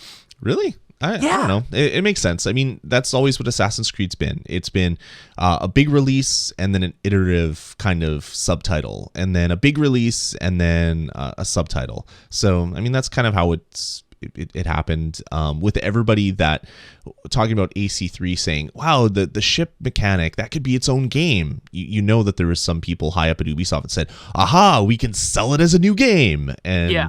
and that's essentially what Black Flag is. It's a pirate simulator, essentially. Like you play a pirate, I guess, but you're an assassin and you sail the seas and plunder and yar and all that stuff. It was really kind of interesting how it kind of leaked. What happened was Ubisoft was sending out pre-order posters, and those leaked online way before they were supposed to be in stores. On the back of back of the poster was a map of some island in the Caribbean or something, and then on the front was Black Flag, essentially was what it was, something like that.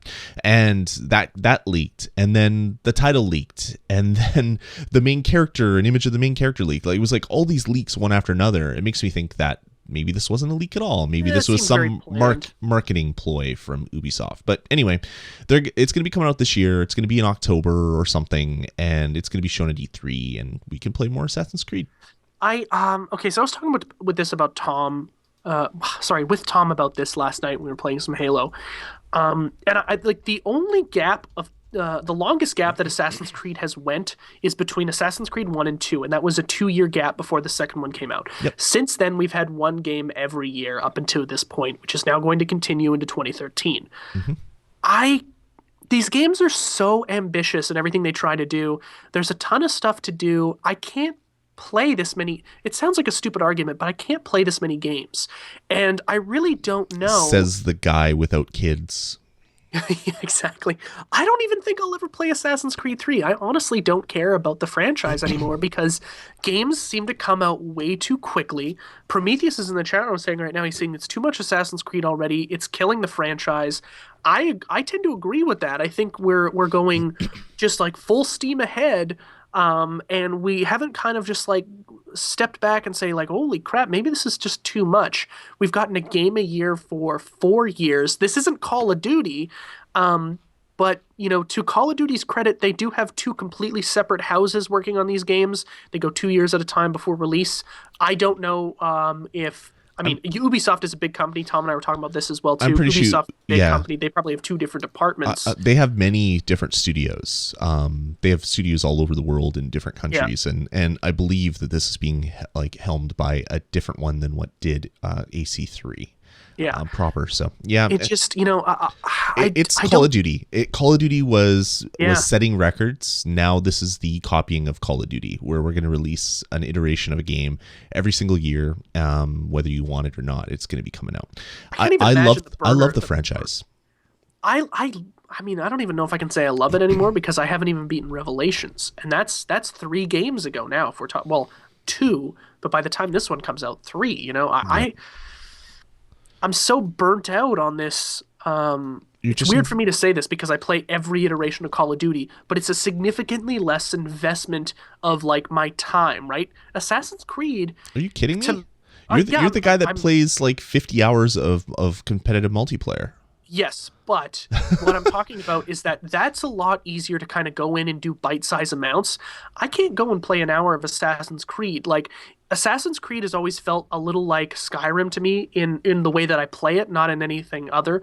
In the way that I play it, I have to like have at least 3 hours to play Skyrim, otherwise I feel like I'm getting ripped off, you know? I want to get myself into that world, into that character, get completely engrossed, and then kind of when I turn it off, be a little bit tired from it because I've done so much. Right. I can do that in Call of Duty. I go in, play for 20 minutes, and then bail and go do something else. Assassin's Creed needs more of a time investment in a longer stretch, you know, bigger chunks, I guess. than Call of Duty does, and it's just too much. Like these games are coming out so fast. Now, granted, they're all great.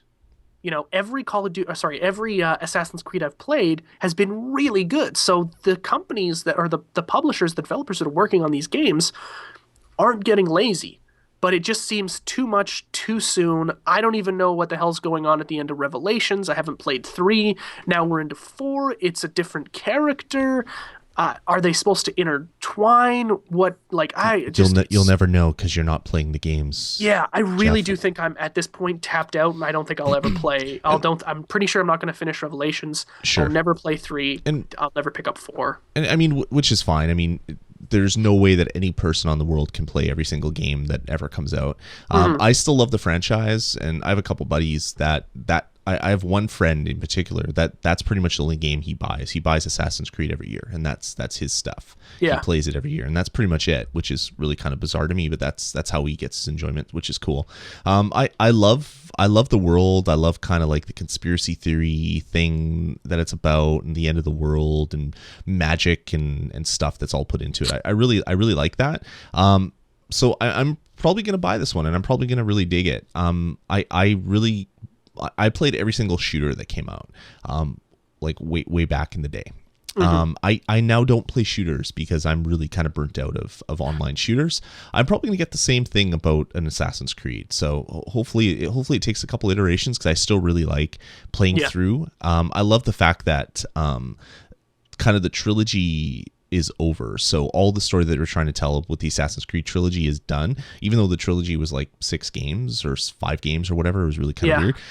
Like that story is done and they can move on to other things. So I'm really curious to see what Assassin's Creed for Black Flag really starts talking about. But yeah, I mean, there's a lot of people that probably aren't going to play it because they're burnt out. And I think that's fine because it's such a huge seller that they're still going to have enough people that are going to buy it.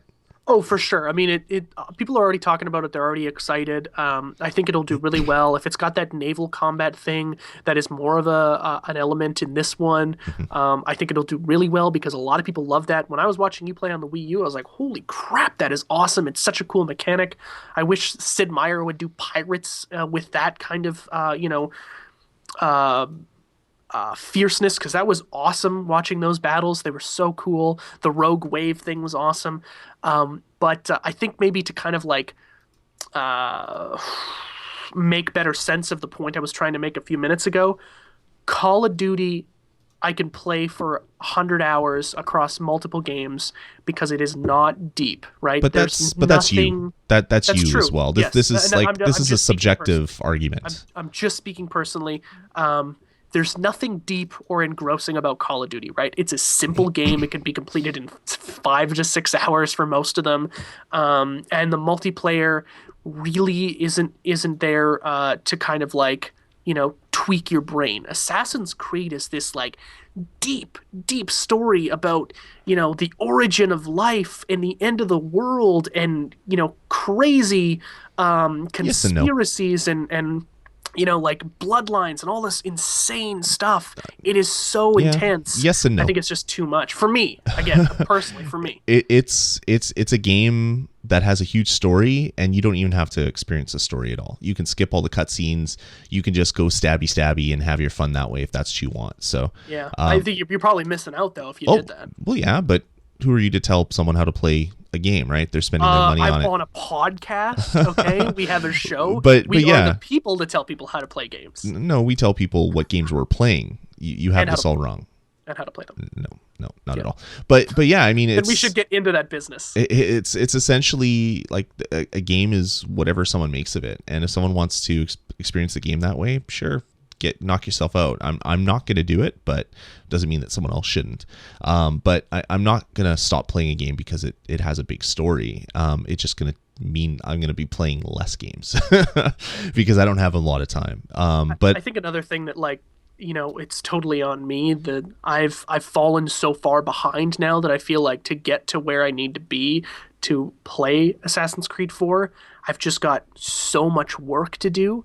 And that kind of bothers me, and that's totally my fault that I just, decided not to play Revelations and then didn't pick up 3, and it's like, holy crap, I've got so much game to play, and in 5 months another one's going to come out, and it's going to be a big, experience that, is going to demand a lot of my time because of the way I play video games. Sure. So it's just so you know that crazy. that when you grow up and have more responsibility, you have less time for your hobbies, and it sucks. It really does.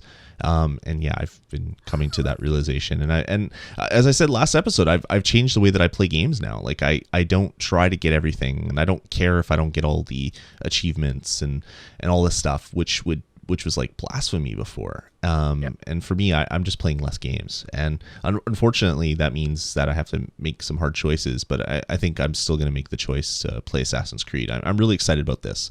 This might be the one that is either going to keep me buying them or is going to kill it, depending on how half-assed it is. You think it's going to be that kind of a watershed moment for that series for you? I think it's just going to be like, if it's an iteration, but they're calling it Assassin's Creed 4, that's not a full number release for me, and I probably won't be picking up whatever the next version is. But if it is, also, sorry, go ahead. If it is as good as a full numbered release should be, then I might be playing all the other ones. We'll kind of see what happens, I guess. Does it also seem weird to you that they are doing, like, this is the first Assassin's Creed 4, but it's like a subtitled game? Like that made, like, there's Assassin's Creed 1, 2, and 3, and then there's like Assassin's Creed 2, and then there's, subtitle Brotherhood, subtitle Revelations, and now we're Assassin's Creed 4, subtitle Black Flag. I mean, I'm like, picking at it here. Well, but I think the Assassin's Creed was a trilogy, right? So 1, 2, and 3. So now that the trilogy's done, they can go on to other sort of like ancillary type stories, which is what those subtitled ones were for each of the main numbered ones. So I guess it kind of makes sense, but I guess they're just, Assassin's Creed 4 isn't as exciting as Black Flag because they get to say Black Flag. Yeah, it does kind of sound cool. Yep. Cool. Let's move on. We spent way too much time talking about Assassin's Creed. Let's talk about some Teenage Mutant Ninja Turtles. There's a new TV show which is really awesome. My kids watch it and they love it. And there's a game coming out. Teenage Mutant Ninja Turtles Out of the Shadows will be coming to Xbox Live Arcade, PlayStation Network, and Steam in the summer. It is a beat 'em up. Do you remember playing? You might be too young, but all the old like arcade brawler Teenage Mutant Ninja Turtle ones, they had them on the SNES and and stuff in the arcade. Turtles in Time and all that stuff. Yep. This one looks like that, except it has kind of some of the aesthetic from the cartoon series. Even though this one looks a little bit more real than the cartoon series now is like very like anime inspired, kind of like cell shaded type stuff. This one looks like they've made it a little bit more real or whatever. But anyway, I just wanted to mention it right now because I'm a big Turtle fan, and I actually found some of my original like Eastman and Laird comics the other day. I was digging through some of my long boxes. I was like, oh yeah, this is awesome. I'm gonna have to go through those again. But yeah, this one will be great. It's coming out in summer, and we'll definitely be talking about it more on the show when it comes out. Well, you will. Yeah. I've never been that big of a Turtle fan, to be totally honest with you. Stop your complaining about stuff. Let's get in. I'm not complaining. I just, it's never like spoke to me. And a lot of my friends get mad at me when I say that. They're like, oh yeah, the Turtles are so awesome. I'm like, they're all right. Like, what? They like don't want to be friends with me anymore. It's like, it's a big thing from a lot of people's childhoods. Do not fuck with the Turtles, basically. Like, they will kill you. Rabid fan base.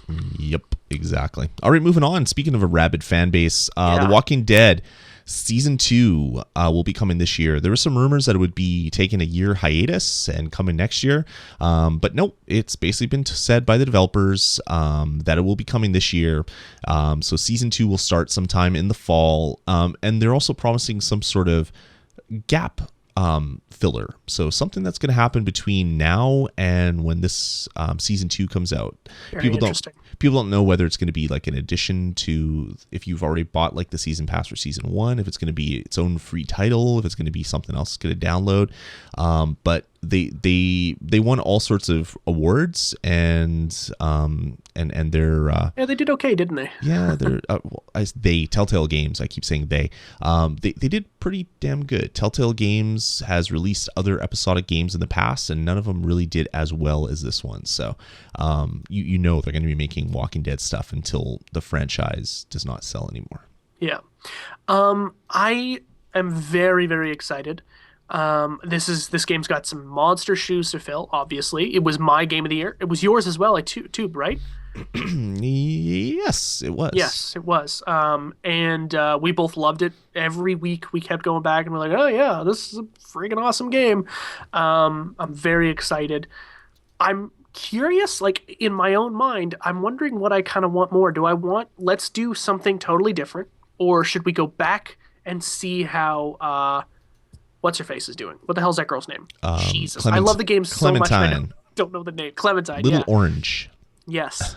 Do I want more of her, or do I just want to say like, let's start something new? I don't know. Nope. Maybe that's what that new like thing is, the kind of filler thing. I want more of her story because she was probably the best child I've ever seen in a game. Really well acted and everything like that. I would totally agree with you without a doubt. And I hope everything that you did in the first season gets played into the second season. Can you imagine how crazy that would be?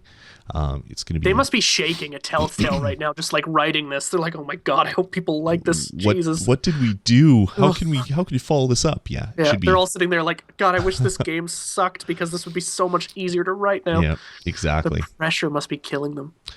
Cool. Moving on. Let's get into PlayStation Plus. Have you joined PlayStation Plus yet, Jeff? You know what? I almost did. Oh. I almost joined for 3 months a few days ago. There are so many good games coming out. Sony announced what their March PlayStation Plus games are, and there's some good ones. Already this week, they released what is it? Spec Ops: The Line, which is a game basically set in like the desert and you're in Dubai. In Dubai and in some of those big crazy office buildings that don't have any people living in them because they just built them because they're cool. It's basically set there, and I heard some really good things about this game when it came out. Now you can get it for free. You can play it for free if you have a PlayStation Plus membership. But they also said that some other stuff will be coming out. The Cave, which is Telltale Games' new like puzzler type thing, like adventure game, which just came out. I bought it on the Wii U like 3 weeks ago for $15. So it's like a new game that just came out. That'll be coming out. Joe Danger 2, which is also a new game, will be coming out as well. And Disgaea 3 and Tekken 6 will be coming out for your Vita. So some really awesome games in the month of March, plus all these other stuff. They always announce the big ones and then they release other things as well. There's a sale going on right now. Not even a sale. If you have a PlayStation Vita and you open up the PlayStation Store on your Vita, they have 4 games that are made free right now to celebrate the 1-year anniversary of the PlayStation Vita. That is Patapon, that is Wild Arms, and there's 2 other PSP games that I can't recall right now that aren't as good, but get it for Patapon. Patapon 1 was just like such a mind blower when it first came out. Yeah, PlayStation Plus is great. And those Vita games don't actually even need PlayStation Plus. They're just made available to anybody that has a Vita, which is pretty cool. So yeah, PlayStation Plus. Prometheus in the chat room says that right now they have a deal that if you buy 12 months, you get 3 months free as well. So if you buy a year membership for PlayStation Plus, you get an additional 3 months tacked on back. But then they also have the deal going on right now for the whole month of March that if you spend $50, they give you a $10 credit in April. So you buy $50 PlayStation Plus membership, you get $10 off. You buy a game like Tomb Raider, you get $10 off. There's so many awesome things. Oh, the deal was over on Monday for the buy PlayStation Plus 12 and get 3 free. Okay, so but the spend 50 get $10 back is still available as well. So Jeff, if you buy online on your PlayStation, you'll get $10 back, and then you can use it to buy some of the games that are on sale. Here's the thing, I really want to, but I gotta be honest, I don't even know if I have my PS3 for a gaming console anymore. I play baseball on it, and that's the only new game I have. We know. The only thing I really do a lot on it is watch Netflix. It's in my living room as a Netflix player. And I just I really want to get PlayStation Plus, but I don't think I give a damn about PlayStation, really, to be honest with you. I'm so dedicated to the Xbox and all the time and energy I've put into that, and I bought 2 of them. A bunch of controllers, my headset, all the games I have are for Xbox. I don't know, man. Like, it's so tempting, right? Because Hmm. you just, hey, give us $60 or $50. You still get to play for free, which is great. Hmm. And here's just a bunch of free games every month. Here's a bunch of crazy discounts on games you probably want. Yep. It's really hard to say no, but I just don't really want to play games on the PlayStation. And I'm actually really considering getting rid of the Vita. I got to be honest. I'm considering getting rid of it. It's because of your gamer score. You care too much about your I EP. really do. I really do. Yeah, And that's what it because is. here's another thing, all of my friends play on the Xbox 360. I have a ton of people on my friends list who I play with weekly, and none of them have PS3s. And I think that's kind of the big thing for me is that I don't think there's anything wrong with the PS3. I think it's a great console. But all of my friends play on the Xbox, so that's where I'm gonna be. Hmm. No, I get it. Yeah. I don't play very many things online, so I like free. I like getting games that I don't have to pay for. Yeah. That's me. I like playing You stuff. make me sound like such an idiot, right? Like, oh, Lloyd really likes games for free, and Jeff loves paying out the ass every year for a bunch of games. I like games that I was going to buy eventually anyway for discounted price, but that discount being free. I don't know. I just like that. I don't know. I Maybe it's hate just the way me. you worded that. I really I don't know. do. Not everybody has a PlayStation, but if you do, like if you have a Vita, you need PlayStation Plus because that's like free games every week, which is good because none of the games are really worth buying for real money. So Yeah. Not everyone's an idiot, but if you aren't, you probably are a PlayStation Plus owner. yeah, I don't always get free games, but when I do, it's through PlayStation Plus. Yeah. So there you go. Those are Because the Xbox never gives. The only time I've ever gotten a free game is when the arcade was down for like 2 days, and they're like, "Here's a game that's been on." Like I don't even. It was like some sort of stupid shmup game for like 400 points. So like, here you go. You know Go to what? hell. Don't say that Microsoft never gives you anything because I got an email from Microsoft today. It's an urgent bulletin and a complimentary gift. Was the title of the email, and I read the email and it was about the new Gears of War Judgment game and it was great. I'm like, oh, what's my free gift? Do you know what my free gift was, Jeff? Nope. It was a pair of free downloadable wallpapers for my computer. So don't say Microsoft never gave you anything. They can give you free wallpaper for your computer because you can't just screenshot their website or something else. So Yeah. Microsoft, That is ridiculous. they love you. They love you. They love you when you pay them $60 a year just to play online. They love you. All right, moving on. Let's get into our last couple stories. These ones are going to be really quick. This one's really interesting. An indie developer, actually the developer of I guess it's Lab Zero Games, I believe they're called.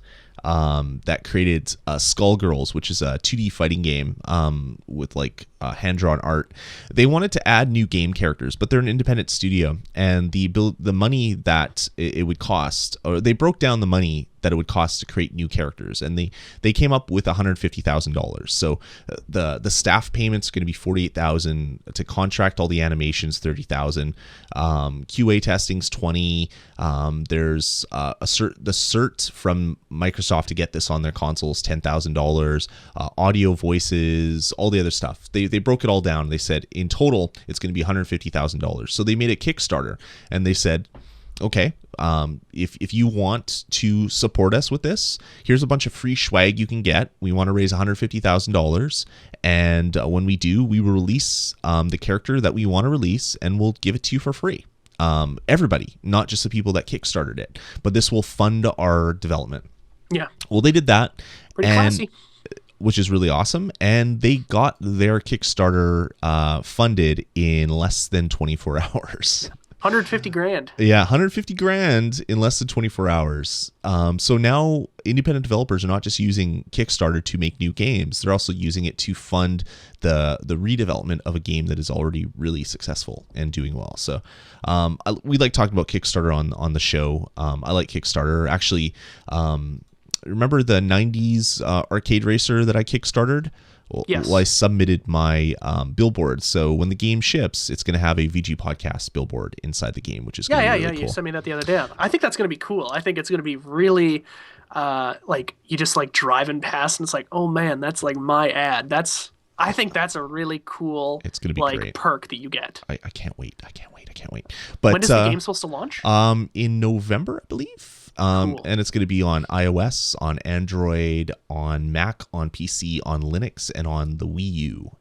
Maybe other consoles as well. Who knows? But those are the announced platforms right now. So they've got 19 days left on this Kickstarter. They already have 338 grand. Yeah, and they have a bunch of other goals to meet. So if they get 300,000, they'll do another character. If they get 500,000, they'll let all the people that kickstarted it pick a new character. If they get to whatever, they're going to do other stuff. So yeah, they're basically coming up with with the content that would have been in a sequel, and they don't even need to sell a sequel. They're just making the money now through Kickstarter, and they're just going to release a free update to everybody that bought the game, whether you Kickstarted it or not. So that's pretty darn cool.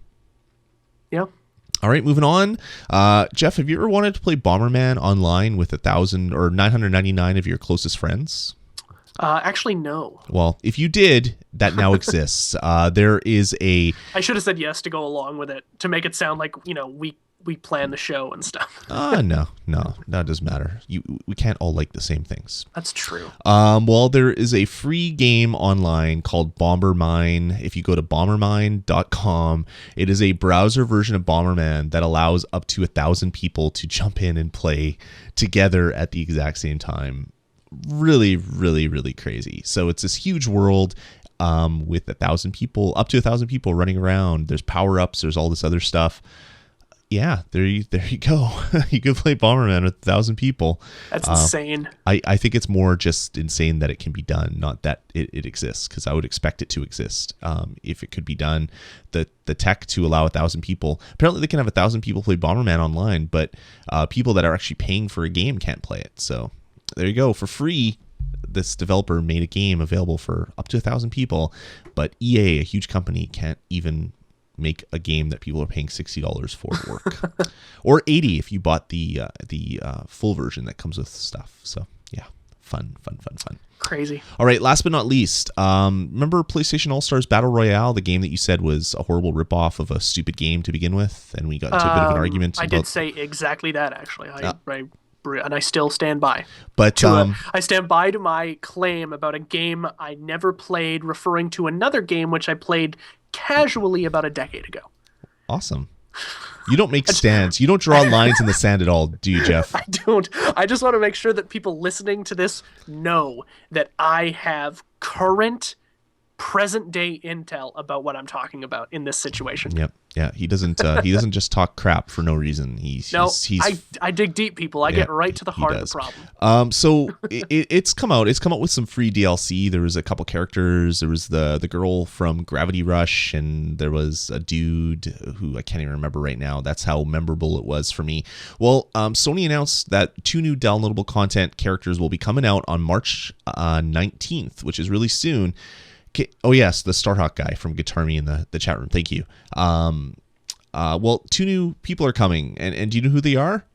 I do, because I've read it. Okay. Well, do you know who they are? Person that didn't read the article, who's named Jeff Ward, that's in the podcast on camera with me drinking water? No, I don't. Well, what screams PlayStation more than Isaac Clarke from Dead Space and Zeus, the god? Zeus I could see because of God of War. But they already have Kratos. Yes. These are not Sony characters that are stars of Sony games. These are things that happen to be on the Sony console. It's just really, really bizarre. It's very bizarre. I can totally see your gripe with Isaac Clarke, because that is like, when I saw that, I was like, what? That doesn't make any sense. Yeah. Zeus is so loosely tied to the God of War franchise, which is a Sony staple. Yeah. I can make a case for it, but it's a very flimsy case. Yeah, Isaac Clarke, not at all. But do you know what's even weirder? Do you know how they're distributing these 2 characters? Person that didn't read the story. I don't. Please tell me. They are giving them to you for free if you buy God of War Ascension. If you don't buy God of War Ascension, they're $5 a pop. So this Zeus is just nothing more than a marketing ploy to make people that buy God of War Ascension also buy Battle Royale or All-Stars Battle Royale. Yeah. But it's just like, what are you doing? This game was so interesting. Like the collection of characters that weren't Nintendo characters was just so much fun. Like I played this game for hours with my wife. Like we beat each other up in this game like forever. and we We had beat so each much other up fun. for hours, and then we went and played the game. Exactly. It was great. It was great. You know, Cathartic. as much as I don't give a damn about this game, I do have to admit that the cast of characters is very strong. Yeah. A lot of really cool characters. Nathan Drake. I thought that was awesome. I mean, that's cool. You Yeah. want to see him fight Kratos. Good That's all Cole, awesome Evil stuff. Cole, all sorts of things. Yeah. Parappa the Rappa was great. That's awesome. You want to see him get beat up by Kratos. The last two, though, these two guys. But it's just now they're using like basically the company. What is it? Something. I can't remember the name. Superbot Entertainment No. developer. Was that the developer? Superbot. Yeah. I'm on the article right now, and it's got the developer info. It's Superbot Entertainment. There was another name. There was another, like Santa Monica Studios, maybe was that the name of it? There was a company that was working on the game with them. Oh, okay. Yeah, I don't see that. Superbot developed it. But they are no more. but they were shut down. There was a Gotcha. company that was working with them who now is basically everybody that's working on the game has been fired. So essentially everybody that Sony Santa Monica, there you go. So a whole bunch of people that were involved with making this game no longer have jobs, and now Sony's using it as a marketing ploy. It just seems kind of dirty to me. Like all the fun that I had with the game now feels kind of soiled, which is just really, really kind of bizarre. My big question here is, what do you feel about the $1.99 price point? I gotta say, for me, it's so borderline. Like, No, it's $5 for the character. $1.99 is a stage, which is oh my god, I read it wrong. which That's is a ridiculous. stage that is a crossover of Medieval, which is a great game, and The Unfinished Swan, which is a game that I just started playing because it was on PlayStation Plus. So $5 per character. $5 per F you, character. Sony, that is horse shit. Yeah, that is really, really expensive. Defend that, Trevor. Yeah. Defend Sony on this one, buddy. Good luck. He's probably sleeping. He's probably asleep. He always falls asleep. He's going to listen to this when it comes out in podcast form. Let's call him out right now. Yeah. Trevor R.A. always falls asleep during the show. That's because we're really boring to him, apparently. But he's the only one on Twitter that tweets us saying, "Is there a show today?" Oh, he's lighting up red. He's talking now. He's like, "Don't talk about me," because I raised my voice to Trevor. I woke him up. Oh, that's hilarious. He's all pissed. We love you, Trevor. You're awesome. So yeah, $5 a character, which is really. He goes, "I will defend Sony." Good luck. Good. But yeah, it's. That's a slap in the face. $5. I don't know. I mean, okay. The thing don't is, get though, it. like with this kind of a game, the character is a real, true piece of DLC. You get a new skin, you get new moves, you get new finishing attacks, all that kind of stuff. Yeah. But $5 is steep. It's a lot. I mean, I'll never buy the characters, It's and like 1/6 the price of the game. if I don't buy God of War Ascension, I'll never play these characters. So, yeah. Which you won't buy, so you'll never play these characters. No, probably not. So yeah, that's PlayStation All Stars. Now is a marketing ploy for other games, which just seems kind of weird and they'll do not all right with not it, at though. all what I thought would it would be. It was just really bizarre. Yeah. All right, I guess that's gonna about do it for the show, man. This was long, 2 hours. This is like way too long. I didn't think we'd have this much stuff to talk about, but apparently we did. We argued a lot, which takes a lot of time. I love arguing. It's my favorite thing to We do. talked about Assassin's Creed for 45 minutes on something that didn't really even pertain to what we were talking about. So, I did kind of switch the conversation to do it. Like, you were just like, hey, Assassin's Creed 4 announced. And I'm like, oh, let's get into it. This is ridiculous. yeah, it was fun. All right, guys. Thanks for tuning in to yet another bonus stage podcast. Please do follow us on Twitter. I'm at DazMe. Jeff is at Jeff A. Ward because he wants an award, I guess.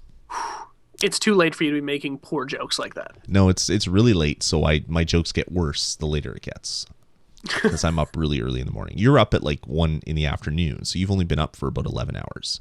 On a few days. Today, slow day, woke up about 12:45. But most days I'm between 9:30 and 10 because I got a lot of emails and stuff to do and go to meetings.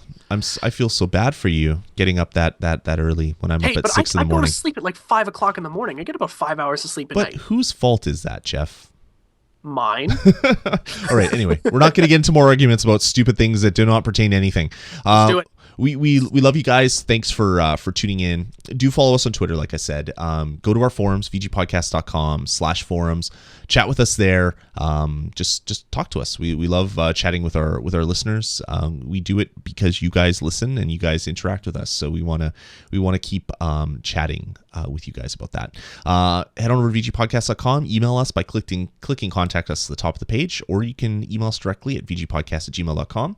You can call our voicemail line, which is at area code 505 VG Podcasts, or you can subscribe to us over at our website and get each episode delivered directly to your podcatcher of choice whenever it is released. So, Jeff, thanks again for a wonderful show.